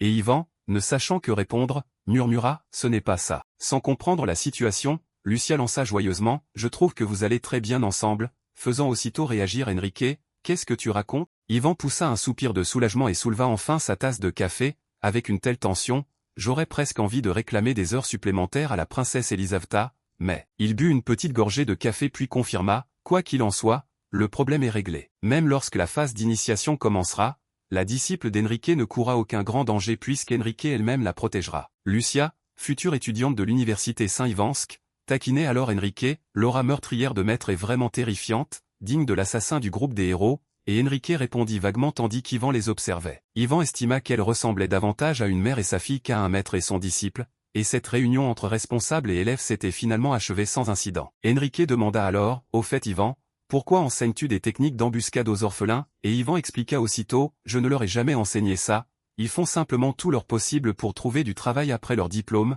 ce qui fit comprendre à Enrique, c'est vrai, ils l'ont appris seuls. La conversation prit fin, puis je marchai longtemps avec Priscilla, ce qui signifiait que cet endroit se trouvait assez loin de l'orphelinat. Dès lors, pourquoi Priscilla avait-elle fait tout ce chemin jusqu'ici pour finir dans le viseur des subordonnés d'Enrique? Pendant qu'il marchait, Priscilla l'appela doucement, directeur. Timidement, les cils couverts de larmes, elle demanda, serait-il possible, vraiment juste possible, que vous vous prépariez à partir quelque part? Sa question poussa Yvan à réfléchir, un agent gouvernemental était venu me voir après que j'avais choisi de rester 2 ans à l'orphelinat, et dernièrement je m'en absentais souvent. Était-ce pour cela qu'elle pensait que j'allais partir?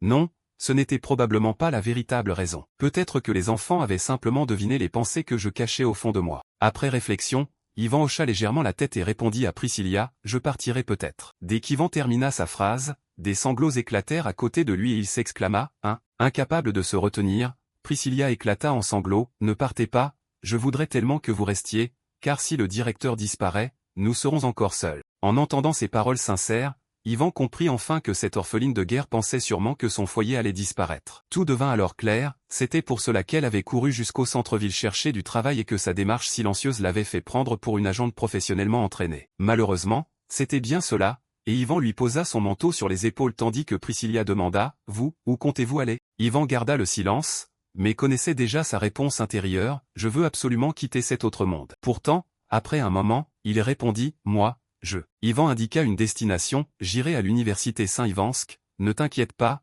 je reviendrai souvent visiter l'orphelinat. À cette réponse, Priscilla cessa de pleurer et leva les yeux vers lui avec un léger sourire, de toute façon, je ne peux pas partir immédiatement et je n'en ai pas besoin, j'ai consacré beaucoup trop d'efforts à cet endroit. À l'orphelinat, Ivan annonça, il me faudra donc environ 3 ans avant de pouvoir revenir définitivement. Ailleurs, une petite main frappa la table, l'université Saint-Ivansk, paraît-il que son concours d'entrée est très difficile, et celui de l'année prochaine aura déjà lieu en novembre. Priscilla déclara avec assurance, cela signifie que si nous y allons, nous pourrons le revoir dans seulement 1 an. Les règles restent les mêmes, ne pas laisser le directeur le découvrir et surtout ne pas se faire attraper. Et cette fois, leur objectif était, le premier qui réussira à intégrer cette université gagnera, et ainsi tous les enfants de l'orphelinat Sainte-Basilissa commencèrent à préparer le concours d'entrée de l'université Saint-Ivansk. Ivan parcourait les documents et constata que tout avançait parfaitement. Ezidi, la berserkée de l'équipe des héros et fille du roi Einar. Lucia, disciple d'Enrique, la tueuse vampire de l'équipe des héros. Le regard d'Ivan devint soudain sérieux. Sur la voie avançait alors un train. Une épée était soigneusement dressée. La personne suivante sur laquelle Ivan porta son attention était Isabelle, la fille du héros. La nuit enveloppait la forêt où se trouvait une tente,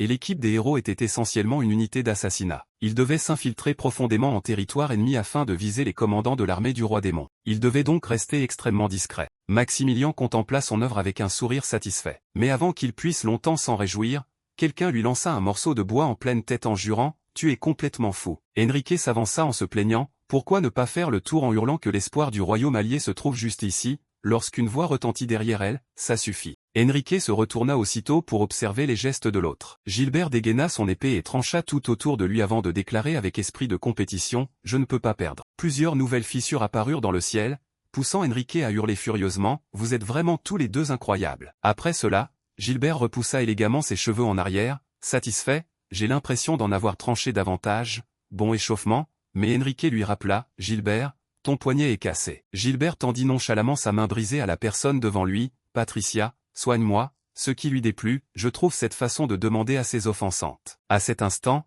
l'un d'entre eux éclata soudain d'un rire ravi. Einar brûlait d'envie de montrer ses talents, un homme de droit envie pour laisser sa marque dans ce monde, tandis que ceux derrière lui tentèrent aussitôt de l'arrêter, j'aimerais vraiment que vous ne fassiez pas ça, ne le faites pas. Einar prit pour cible la montagne devant lui. D'un seul coup, il fit rapidement éclater la montagne. Et à cause de cela, ils surgirent ensuite en masse comme un SM. Nous avons eu énormément de mal à échapper au général Dragon de Fer et à l'armée du roi démon, et je me souviens encore parfaitement de cette fuite ridicule. Dans le ciel, les fissures précédentes étaient toujours présentes. Le héros Maximilien se gratta la tête d'une main tout en pointant le ciel de l'autre. J'ai fendu le ciel en deux, et voilà exactement quel genre d'homme était Maximilien. À côté, Gilbert refusait de céder, j'en ai tranché davantage, tandis qu'Einar ajouta, moi, j'ai fendu toute une montagne en deux. Il poursuivit, en effet, plutôt que de trancher quelque chose d'invisible et sans forme, trancher quelque chose de tangible n'est-il pas un exploit supérieur, mais Enrique les réprimanda, employer des mots pompeux ne te rendra pas plus intelligent, gamin. L'équipe des héros était un véritable repère de fous,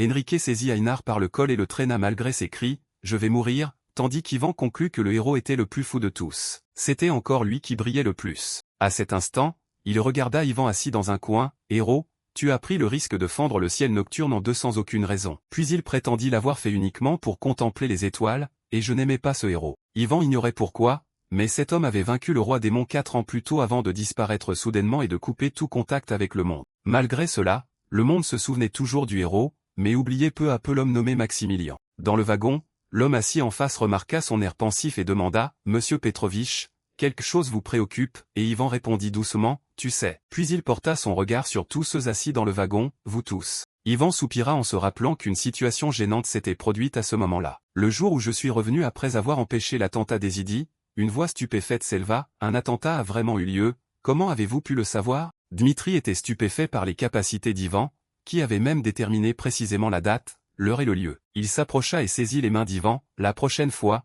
nous enverrons des agents du commandement du contre-espionnage pour vous assister, 5 suffiront-ils, car je les avais rendus méfiants. » Dmitri supplia intérieurement, « Dites-le-moi, je suis vraiment curieux, comment avez-vous établi un réseau de renseignements à notre insu, alors que pour Ivan la réponse était simple, car il était naturel qu'un homme retiré depuis 4 ans ayant prédit un attentat contre des personnalités essentielles du pays éveille les soupçons. Je n'avais besoin de rien de complexe, j'avais seulement prédit cela grâce à des schémas familiers, mais il semblait croire qu'une organisation secrète internationale de renseignement me soutenait, et sans explication plausible, cela provoquerait d'innombrables problèmes à l'avenir. Mais cela ne signifiait pas que je devais révéler la vérité, car l'autorité naît justement du mystère. Cependant, le résultat fut que, Ivan grinça des dents de colère, au final, on m'a envoyé 5 agents maladroits pour m'aider, ils sont clairement là pour me surveiller, puis il lança sévèrement, écoutez-moi bien. Mais Ivan se demanda d'abord, pourquoi des agents de renseignement portent-ils tous exactement la même tenue?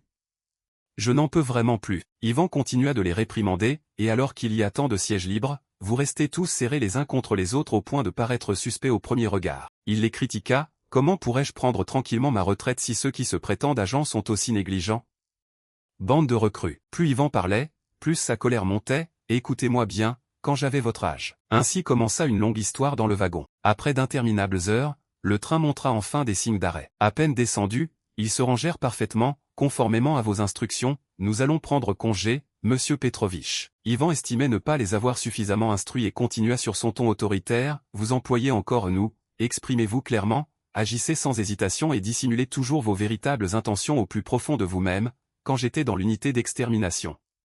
Tandis que les agents souriaient extérieurement mais hurlaient intérieurement, lieutenant-colonel Dmitri, je croyais que ce vieux monsieur parlait très peu. En quoi parle-t-il peu? C'est un monstre, il parle sans interruption depuis 18 heures sans même une seconde de repos. Dès ces derniers mots, ils s'enfuirent à toute vitesse, et Ivan se sentit enfin soulagé, ils sont enfin partis. Il supposa que Dmitri leur avait probablement ordonné de le surveiller, mais se rappela qu'hier il avait même dû jouer le rôle d'un terrifiant instituteur, et tout en leur donnant une leçon mémorable, il leur avait aussi fourni une excuse pour quitter cet endroit. Ivan se rappela les instructions précédentes, vous tous, protégez Oscar, le fils du chevalier Gilles. En les regardant partir, il pensa qu'il avait à la fois semé se charger de le surveiller et protéger un membre de l'équipe du héros, faisant ainsi d'une pierre deux coups. Ivan reporta rapidement son attention sur une jeune fille blonde montant dans le train. Il semblait reconnaître cette jeune fille. Dans le wagon, Isabelle regardait par la fenêtre. Quelqu'un s'approcha alors et posa une main sur son épaule. « Mademoiselle, ne vous inquiétez pas, il a toujours... » Isabelle ne le laissa pas terminer et repoussa sa main. Elle le fixa d'un regard glacial. « Tais-toi, espèce d'idiot inutile. » Il resta respectueux. « Mademoiselle, je... » Mais Isabelle l'interrompit encore. « Dégage,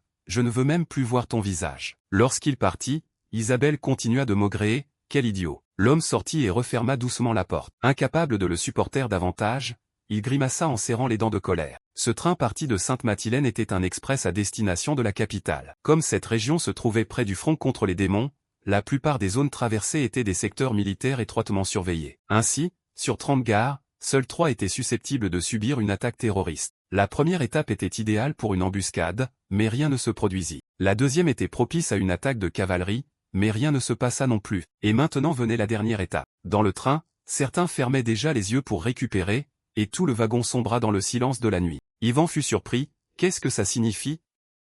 Ma prédiction était fausse. Le guide pour débutants n'était-il pas censé commencer par une attaque terroriste dans le train? Alors le cas d'Ezidi n'était qu'une exception? Impossible, les scénarios initiaux des histoires scolaires sont tous standardisés. Ivan envisagea soudain une possibilité, ne me dites pas que, ce n'est pas une histoire scolaire? Merde, quand cet autre monde maudit finira-t-il enfin? Tout le monde descendit du train en panique tandis qu'un étrange barbu pointait un pistolet vers eux, des terroristes. Une attaque terroriste, juste au dernier arrêt. Ivan se demanda, et si cette fin était uniquement destinée aux protagonistes? Et si le héros ne s'était jamais retiré, mais était simplement retourné dans son propre monde après avoir vu la fin? Une question lui vint alors, dans ce cas, que deviendrait l'autre monde abandonné derrière lui? Il contempla dans le miroir son reflet, celui de Kim Sun-woo, et pensa, et moi alors? Le train filait vers le dernier arrêt du trajet. Ivan refusait obstinément cette idée, non, je déteste ça, je ne veux pas rester une seconde de plus dans ce monde maudit. Son esprit sombrait dans la panique, tout abandonner, je veux tout abandonner, je veux partir, rentrer dans une maison chaleureuse au chauffage efficace, m'enrouler dans une couverture sur un lit douillet parmi les jeux, romans, films et séries, puis dormir une semaine entière. Non, je ne veux pas mourir, je veux vivre, je dois absolument retourner là où je vivais, coûte que coûte. Je n'en peux plus, que dois-je faire de tous ces rouages et certitudes? Je veux parler de jeux et d'émissions avec des gens parlant coréen. Kim Sun-woo hurlait violemment dans le miroir, je veux quitter cet endroit où les notions de bien-être et de divertissement sont presque inexistantes, quitter ce maudit monde fantastique pré-industriel. Kim Sun-woo se serra lui-même la gorge, je dois partir d'ici. Ivan écarquilla les yeux de stupeur. La vitre devant lui se fissura soudain en larges fragments. À cet instant, une explosion retentit. La vitre devant Ivan vola en éclats. Plusieurs wagons déraillèrent les uns après les autres. Dans le train, le Kim Sun-woo paniqué disparut. Isabelle fut violemment secouée par l'explosion, perdit l'équilibre et tomba. Ivan évalua son état et commença à faire ce qu'Ivan Petrovitch devait accomplir, ma tête, mon cœur, mes doigts, tout est devenu glacé. Il se sentit comme durant le rude hiver de Krasilov, comme cette nuit interminable, froid, silencieux et méticuleux. Yvan en était désormais certain, le guide n'était pas encore terminé et ma prédiction n'était pas fausse. Il rampa calmement hors du wagon réduit en miettes par l'explosion. L'espoir se ralluma dans l'esprit d'Yvan, mais la fin restait encore à venir. Peu après, le train n'était plus qu'un amas de débris. La poussière emplissait les wagons détruits. Isabelle bougea enfin et laissa échapper un faible gémissement de douleur. Isabelle ouvrit péniblement les yeux et se demanda, que s'est-il passé? Des gouttes de sang tombèrent sur son visage tandis qu'une voix demanda, « Vous êtes réveillée, mademoiselle ?» L'homme releva aussitôt la tête et regarda droit devant lui, surprenant Isabelle. Quelqu'un supportait les débris sur son dos pour la protéger et, lorsque ceux-ci s'affaissèrent encore, il appela douloureusement, « Mademoiselle Isabelle ». Elle reconnut cet homme, c'était celui qu'elle avait chassé auparavant. Isabelle se demanda pourquoi elle. L'homme tenta de la presser, « Mademoiselle, vous devez fuir vite, leur cible, c'est vous ?» Mais Isabelle refusait qu'un autre se sacrifie pour elle, « Laissez-moi et fuyez ». Elle ricana froidement, « Vous êtes vraiment idiot? Pourquoi sauver quelqu'un comme moi? Je sais bien que vous me détestez, non ?» Isabelle évoqua l'explication la plus probable, « Vous faites ça parce que vous pensez que mon père se mettra en colère si je meurs?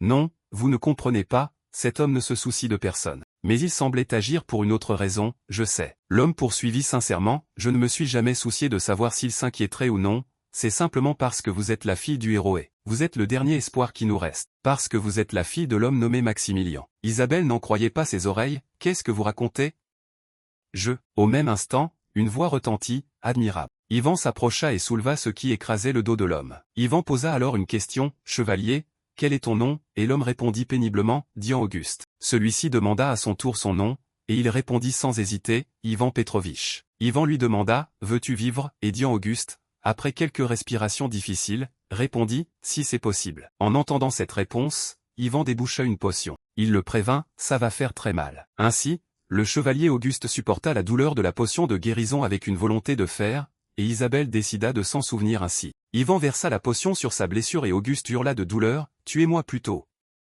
Vous voulez les livres de compte de l'ordre des chevaliers, n'est-ce pas?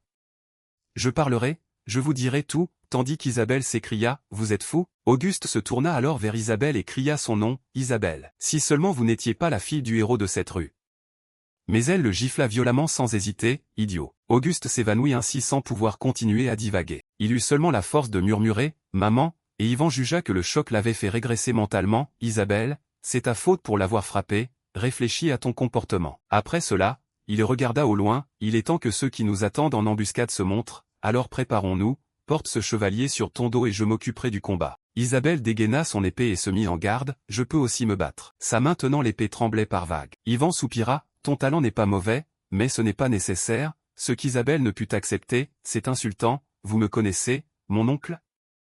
Et depuis quand avons-nous décidé d'abandonner les formules de politesse ?» Yvan n'en fit aucun cas et se retourna en commentant, « Je suppose que ton caractère ressemble davantage à celui de ta mère qu'à celui de ton père. » Poussant Isabelle à demander, « Vous connaissiez mon père ?» Et Yvan répondit, « Eh bien. » Sans lui répondre, il donna ses instructions, rassembler les survivants, allumer un feu et démonter les sièges du train pour en faire des couvertures. Les nuits d'hiver de cette région sont plus rudes que tu ne le crois, mais Isabelle demanda, « Si nous faisons du feu, qu'en est-il de l'embuscade ?» Yvan n'expliqua rien, « Ce n'est pas ton problème, » et Isabelle devina, « Ne me dites pas que vous comptez y aller seul, alors que vous ignorez même qui est l'ennemi. » Yvan répondit calmement, « Ça aussi, ce n'est pas quelque chose dont tu dois t'inquiéter. » Yvan leva les yeux vers la pleine lune, une maxime de la doctrine tactique dit de choisir l'option la moins nuisible et d'adopter l'action optimale. Autrefois, il n'y accordait guère d'importance, cela me paraissait si évident que j'en riais, mais ce n'est qu'au combat qu'on en comprend véritablement le sens. Supposez toujours le pire scénario et choisissez l'action optimale, car l'ennemi cherchera toujours à attaquer de la manière la plus difficile à contrer. Lorsqu'un train déraille, l'ennemi supposera que les cibles survivantes s'enfuiront et les poursuivra, car du point de vue des cibles, le pire scénario serait d'être prises en embuscade par leurs poursuivants pendant leur fuite. Une question essentielle se pose alors, quelle est la contre-mesure? Placer la cible à l'endroit où l'ennemi peut la voir le plus facilement. Yvan analysa rapidement, l'ennemi va maintenant rappeler les forces dispersées pour la poursuite, car il devra modifier sa tactique et passer de la poursuite à l'encerclement. Ils organiseront une attaque pour encercler la cible, et dans ce cas, j'adopterai l'action optimale. Supposer le pire scénario et choisir l'action optimale signifie donc ceci. Si l'ennemi est le pire adversaire possible pour moi, alors je dois moi-même devenir une existence tout aussi redoutable pour lui. En bref, je vais encaisser l'attaque que je voudrais le moins avoir à subir. Tir de précision au pistolet, une technique conçue pour permettre aux agents de l'escouade d'extermination d'attaquer à longue distance avec une simple arme de poing puis de la retourner contre l'ennemi. Les hommes furent rapidement touchés par les balles d'Yvan. Ils cherchèrent aussitôt le tireur, merde, Inof est tombé, où es-tu? Montre-toi, enfoiré. Le plan d'Ivan était officiellement lancé, et désormais ils allaient se déployer pour encercler leur cible. Dans une forêt aussi sombre, une torche constituait à elle seule un excellent marqueur de cible. Les hommes tombèrent les uns après les autres avant de remarquer qu'une arme venait d'être lancée, une hache. L'un d'eux attaqua dans la direction d'où venait la hache en criant « Crève ». Un autre homme fut aussitôt fendu en deux. Ivan les attaquait un par un sans la moindre difficulté. Il rangea rapidement et proprement sa hache dans son étui. Après les avoir tous éliminés, Ivan expira doucement, une attaque surprise de l'escouade d'extermination. Cette tactique permettait à un seul individu d'encercler tout un groupe. Les hommes tenant des torches inspectaient nerveusement toutes les directions. Un homme rapporta au chef, « Capitaine, nous avons encore été attaqués, cette fois 3 des nôtres auraient été abattus à la hache. » Et le chef renifla froidement, « J'ai pourtant envoyé des hommes directement vers les coups de feu. » Après réflexion, il conclut, « Ils neutralisent facilement nos poursuivants, serait-ce une petite unité d'assaut d'élite, et cet homme était Eflo, centurion de la division d'infanterie de la garde du 6e général du Dragon de Fer. Il se tut et tendit l'oreille pour localiser sa cible, ouest, nord. Eflo détermina précisément les positions, les coups de feu se rapprochent progressivement d'ici, savent-ils déjà où nous sommes? Serait-ce? Il ordonna alors à un subordonné, « Donne-moi ton arme. » Eflo tira un coup de feu vers le ciel. Il déclara ensuite avec certitude, « L'ennemi n'est qu'une seule personne. » Quelqu'un protesta avec perplexité, « Impossible, capitaine, les coups de feu viennent clairement de plusieurs directions. » Mais il répondit, « Tu n'as toujours pas compris. » À cet instant, plusieurs cordes apparurent soudainement. Elles étaient attachées à une chaussure. Eflo expliqua d'une voix forte, « C'est un piège. » Il hurla furieusement, « Tous ces coups de feu proviennent de nos propres armes. » À cet instant, un subordonné entendit un bruit et se retourna. Une lame de hache surgit aussitôt et lui trancha directement la gorge. Eflo continua d'expliquer, « Son premier tir servait seulement à vérifier si nous pouvions repérer sa trajectoire, et nous avons réagi trop vite en envoyant nos poursuivants exactement là où ce salaud le voulait, car ces coups de feu étaient des leurs depuis le début. » Un subordonné demanda avec perplexité, « La fille du héros aurait vraiment organisé tout ça? Qui pourrait accomplir seule une chose pareille? » Et Eflo répéta, « La fille du héros. » Il se remémora alors le passé, « Je me souviens de cette puissance martiale absurdement démesurée, elle serait déjà un monstre même avec seulement la moitié de sa force. » Après réflexion, Eflo ordonna, « Rassemblez tout le monde, toutes nos forces iront capturer ce salaud, » et son subordonné répondit aussitôt, « Bien, capitaine. » Il ajouta, « J'agirai seul », ce qui surprit son subordonné, « Quoi ?» Des lueurs de feu scintillaient alors sous le ciel nocturne. Les quelques survivants du train se regroupèrent autour d'un feu, « Nous allons tous mourir, n'est-ce pas?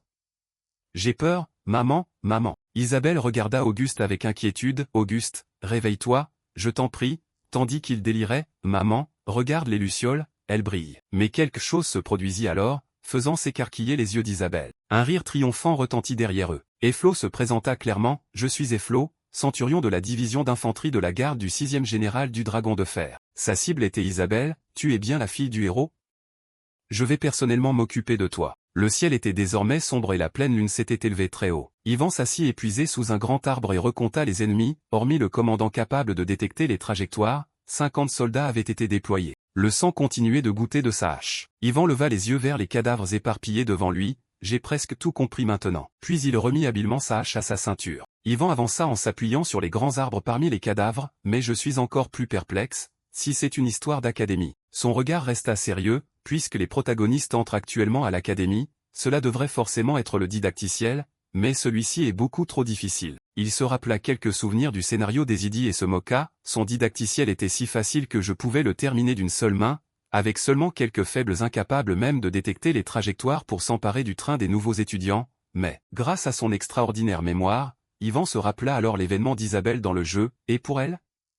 Sortir du wagon enseveli sous l'éboulement était déjà difficile, même si le jeu original proposait une énigme permettant de s'échapper. Dans son esprit, tout devenait désormais une séquence de jeu imposant un combat, puis une unité d'élite inconnue attaquée avant même que le système de combat soit expliqué. Ivan envisagea ensuite le pire scénario face à Eflo, surtout que le chef était un puissant ennemi capable de détecter les trajectoires. Tout en avançant dans la forêt, Ivan réfléchissait minutieusement, certains jeux possèdent des chefs de didacticiels contre lesquels la défaite est obligatoire, mais eux veulent réellement tuer Isabelle. Ses pas s'arrêtèrent soudain, à moins qu'un personnage auxiliaire apparaisse pour la sauver. Attends, impossible. Les yeux bleus d'Ivan s'écarquillèrent d'incrédulité, c'est moi, ce personnage auxiliaire? D'une impulsion, il bondit en avant comme une flèche, si je ne suis réellement qu'un personnage auxiliaire, du genre qui n'apparaît même pas au générique de fin. Ivan bondit finalement sur un arbre gigantesque, cela signifie-t-il que je n'aurai jamais de fin et que je ne pourrai jamais retourner dans le monde réel? Désespéré, il se couvrit le visage et s'appuya contre l'arbre, deux problèmes, Pourquoi le didacticiel est-il aussi chaotiquement difficile, et Isabelle mourrait-elle sans personnage auxiliaire pour l'aider? Après réflexion, son expérience des jeux et des romans lui donna une réponse, il n'existe qu'une seule manière de le découvrir. Debout au sommet de l'arbre balayé par le vent, il observa au loin une lumière orangée. Isabelle tenait son épée face à Efflo. « Mademoiselle Isabelle, comment est-ce possible ?» dit-il en avançant. « Je m'étais pourtant minutieusement préparé puisque vous êtes la fille du héros. » Efflo la regarda avec excitation et se moqua. « Pourtant, vous êtes bien trop faible. » Malgré son épuisement, Isabelle serrait toujours son épée et le fixait avec haine, même alors qu'elle approchait de la mort. Depuis l'arbre, Yvan observait froidement et se répéta fermement « Je n'interviendrai jamais ». Isabelle chargea de nouveau et affronta rapidement Efflo. Mais il bloqua son attaque d'une seule main et d'une seule épée. « Je rencontre parfois des gens comme vous, qui pensent qu'attaquer plus vite et plus fluidement suffit après avoir simplement mémorisé un manuel d'entraînement, n'est-ce pas ?» Puis il rejeta immédiatement cette idée. « Vous avez tort », ce qui la fit hurler encore plus furieusement. « Ferme-la !» Les paroles d'Efflo firent pâlir les civils derrière elle. Elle est la fille du héros, mais une attaque ne vaut rien si elle ne peut atteindre son adversaire. Dire que la fille du héros est déjà si grande. Sans aucune retenue, Efflo trancha horizontalement juste devant le visage d'Isabelle, la faisant grimacer. Tandis qu'elle bloquait, son regard et sa voix débordaient de mépris. La fille du héros a déjà grandi autant sans jamais connaître un véritable combat.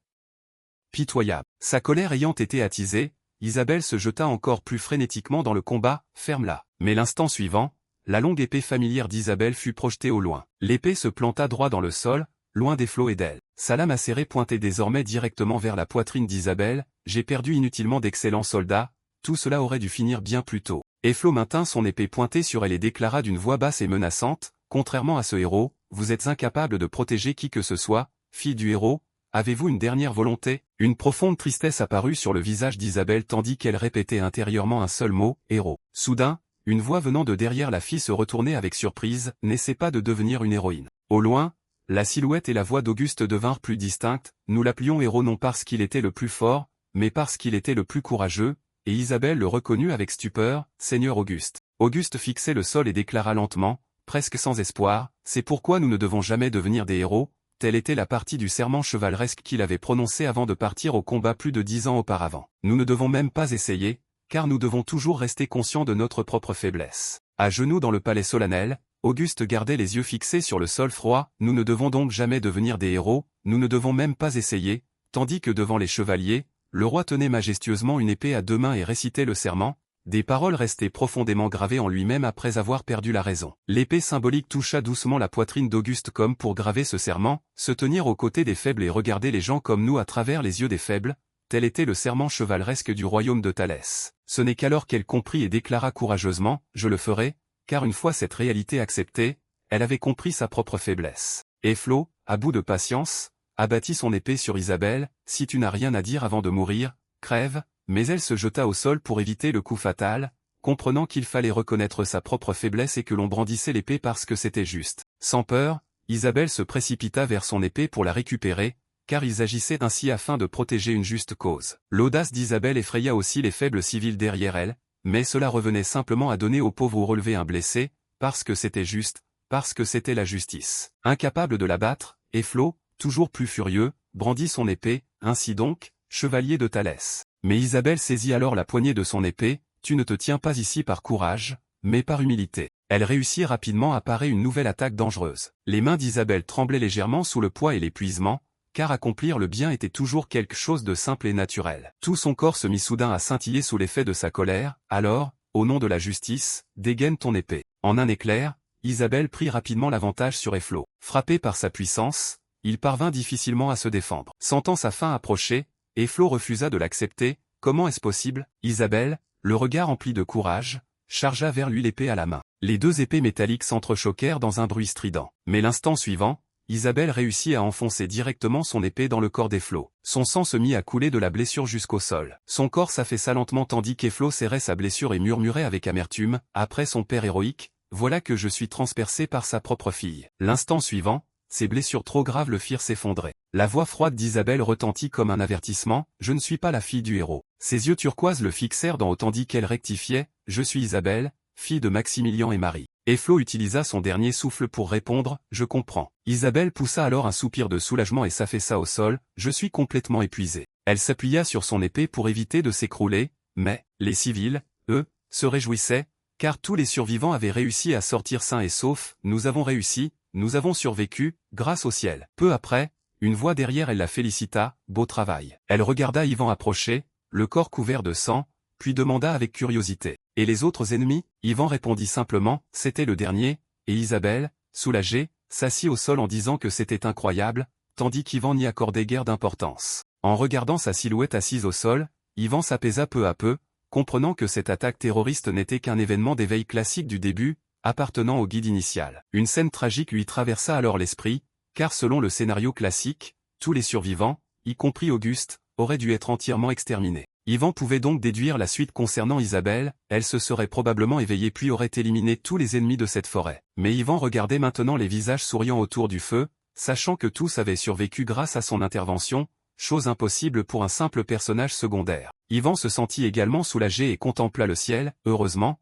je ne suis pas un personnage secondaire. » Un magnifique souvenir scintillant refit surface dans son esprit, soudain, je me rappelais ce jour où le premier héros avait fendu le ciel. Ensuite, ils s'étaient allongés ensemble sur le sol pour contempler le ciel nocturne étincelant, mais ce que le héros voulait voir ce jour-là n'était pas simplement les étoiles. Ivan ne quittait pas des yeux la grande étoile brillant dans le ciel nocturne, cachée derrière les épais nuages couvrant le territoire du roi démon, car il voulait savoir si l'étoile du matin brillait toujours là où elle avait toujours régné. Pourtant, Ivan soupira ensuite et jeta un regard derrière lui, « Je n'ai jamais aimé ce héros. » Mais Ivan se rappela le visage souriant de Maximilien cette nuit-là, même encore aujourd'hui. Puis il regarda Isabelle, épuisée mais satisfaite sur le sol, pensant que l'étoile du matin brillait toujours au même endroit et que tout ce qu'il pouvait faire était de l'admirer. Voyant qu'Ivan semblait vouloir partir, elle se redressa, tandis qu'il pensait, « Maintenant que mes idées sont claires, je me rappellerai mon objectif initial, faire en sorte que toutes les filles du groupe des héros obtiennent leur diplôme en sécurité. » Ivan fouilla lentement dans son manteau sans rien expliquer, « Pour y parvenir, j'ai encore beaucoup de choses à découvrir. Comment ces démons peuvent-ils circuler aussi librement si près de la capitale ?» Il sortit calmement une potion verte de son manteau. Qui les dirige réellement, et combien d'entre eux se sont déjà infiltrés dans l'académie? Cette scène effraya Isabelle, qui demanda avec méfiance, « Qu'est-ce que vous faites ?» La lueur verte du flacon de verre rendait Ivan encore plus inquiétant et mystérieux. L'unité d'extermination possède de nombreuses méthodes de soins, parfaites pour satisfaire ma curiosité. Le liquide verdâtre se déversa continuellement sur le corps des flots. « Tu crois qu'en m'épargnant tu me feras trahir les miens? Maudit soit ces sales humains. » Il se débattait de douleur en hurlant, « Quoi? Tu crois pouvoir me torturer?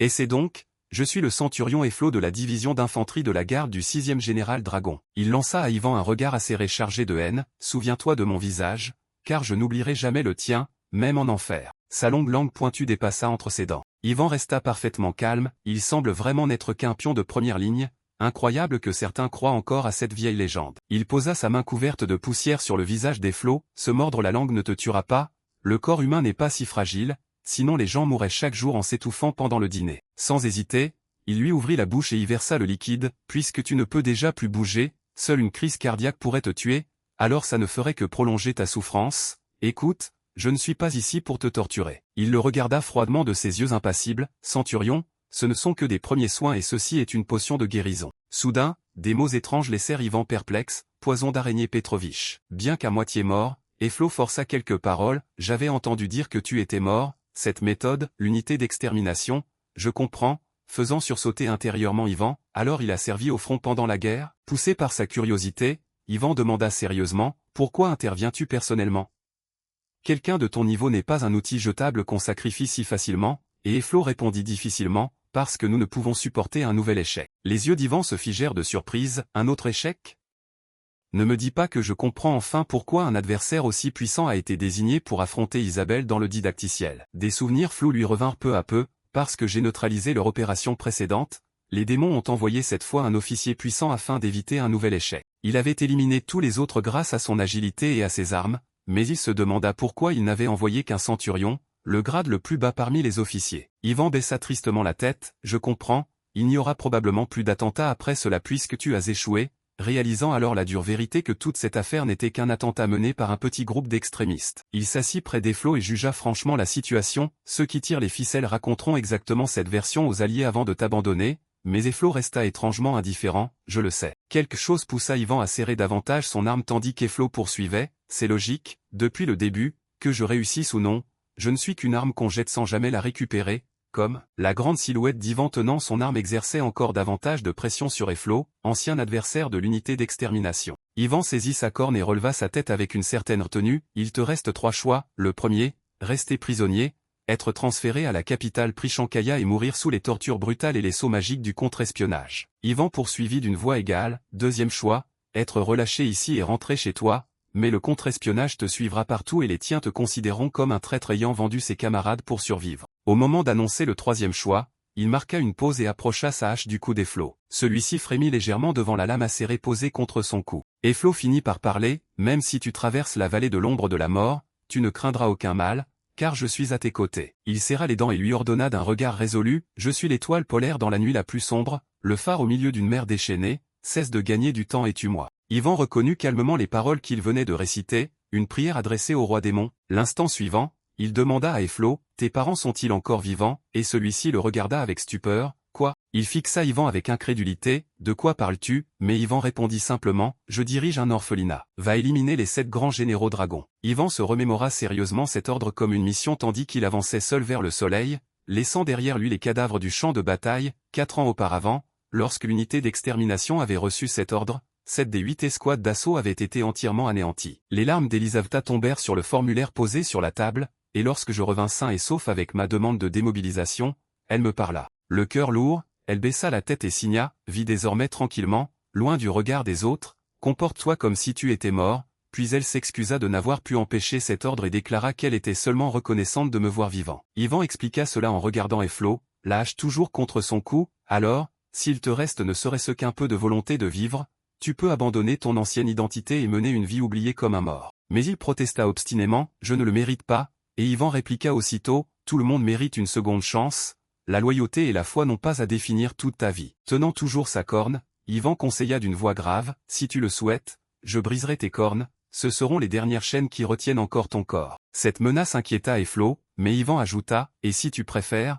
je peux simplement abaisser encore un peu cette hache. Le regard d'Ivan s'adoucit légèrement tandis qu'il répéta une dernière fois, c'est ton ultime choix, une chance de vivre comme un être humain ou de mourir comme un être humain. Il leva les yeux vers Ivan, hésitant et terrifié. Il ferma fortement les yeux et tenta de réfléchir. Finalement, parmi les 3 choix, il avoua, je veux vivre. Ivan le félicita joyeusement à voix basse, choix judicieux. Puis retentit le craquement provoqué par Ivan sur Eflo. Dès le lendemain, son dossier d'inscription à l'orphelinat Saint-Vasilisha était complet, nom, Eflo, statut, orphelin, âge, 505 ans, race, démon. Ses pensées revinrent au train poursuivant sa route, mon hypothèse la plus convaincante reste que ce monde est une histoire scolaire. Des maisons détruites et le chaos apparurent, et comme prévu, Isabelle, fille du héros, fut prise en embuscade, mais à cause de moi, la difficulté du guide avait explosé. Au pied de la montagne, des équipes médicales soignaient déjà les blessés et récupéraient les corps, preuve que les démons ne suivaient pas simplement un parcours programmé et que comme les autres habitants n'étaient pas de simples personnages secondaires. Le ciel du soir se mit à scintiller de couleurs,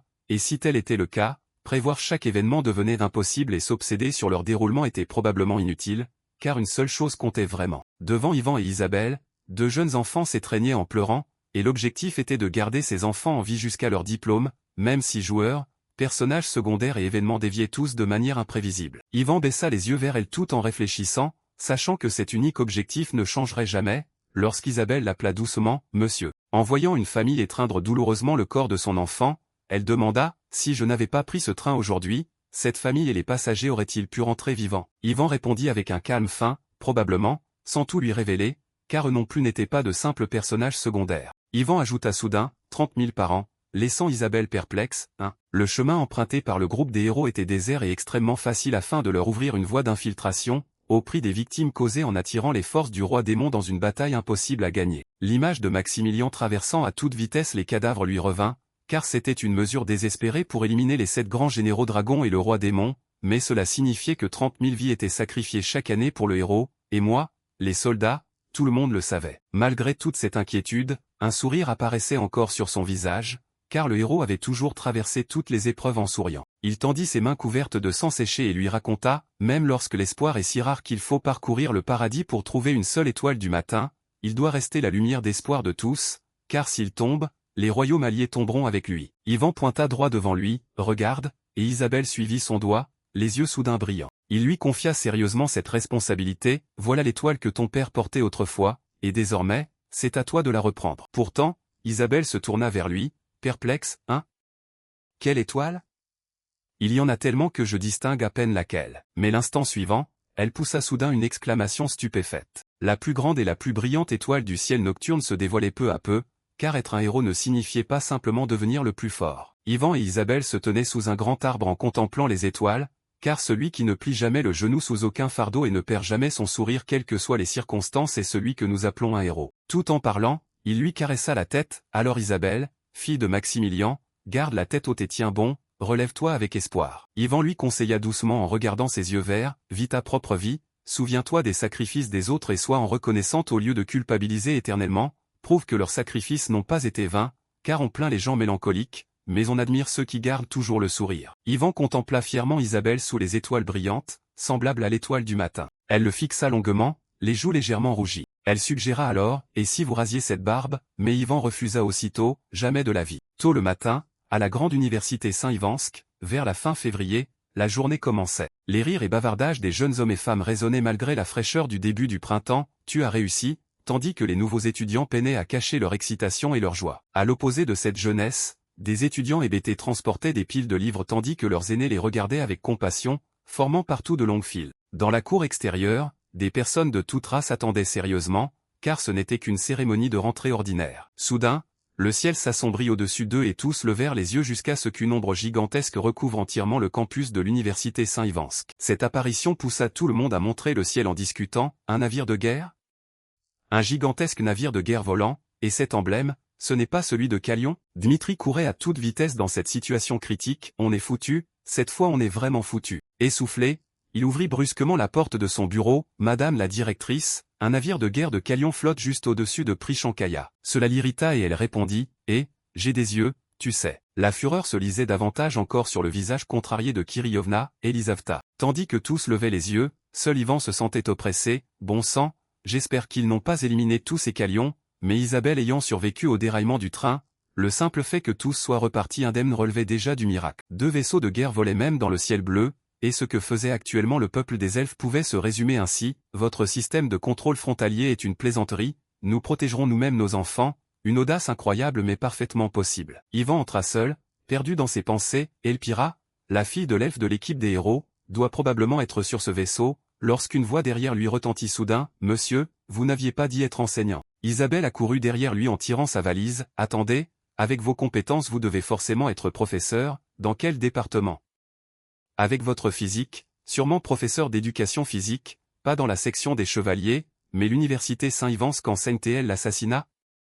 Alors vous êtes vraiment professeur de sport, et Yvan comprit d'un regard que la fille du héros était également arrivée. Il répondit avec une gravité effrayante, je suis jardinier, faisant aussitôt crier Isabelle, impossible. Au milieu de la foule, Ésidie restait immobile et vigilante, tandis qu'Yvan constata, Ésidie, tu es arrivée saine et sauve avant nous. Il aperçut Lucia seule en train de siffloter, Lucia, disciple d'Enrique, tu étais déjà dans la capitale depuis le début. D'un autre côté, le séduisant Oscar attirait de nombreuses filles, entrons ensemble, tandis qu'Yvan poursuivait sa route tout en observant les autres personnages, j'ai aussi confirmé qu'Oscar, le fils de Gilbert, est bien arrivé. Yvan pénétra résolument dans le campus tandis qu'Isabelle transportait ses affaires derrière lui, tous les enfants des membres de l'équipe des héros sont arrivés à l'académie sains et saufs. Yvan observait sérieusement les alentours d'un regard acéré, la cérémonie d'ouverture se tient bien dans le hall principal ?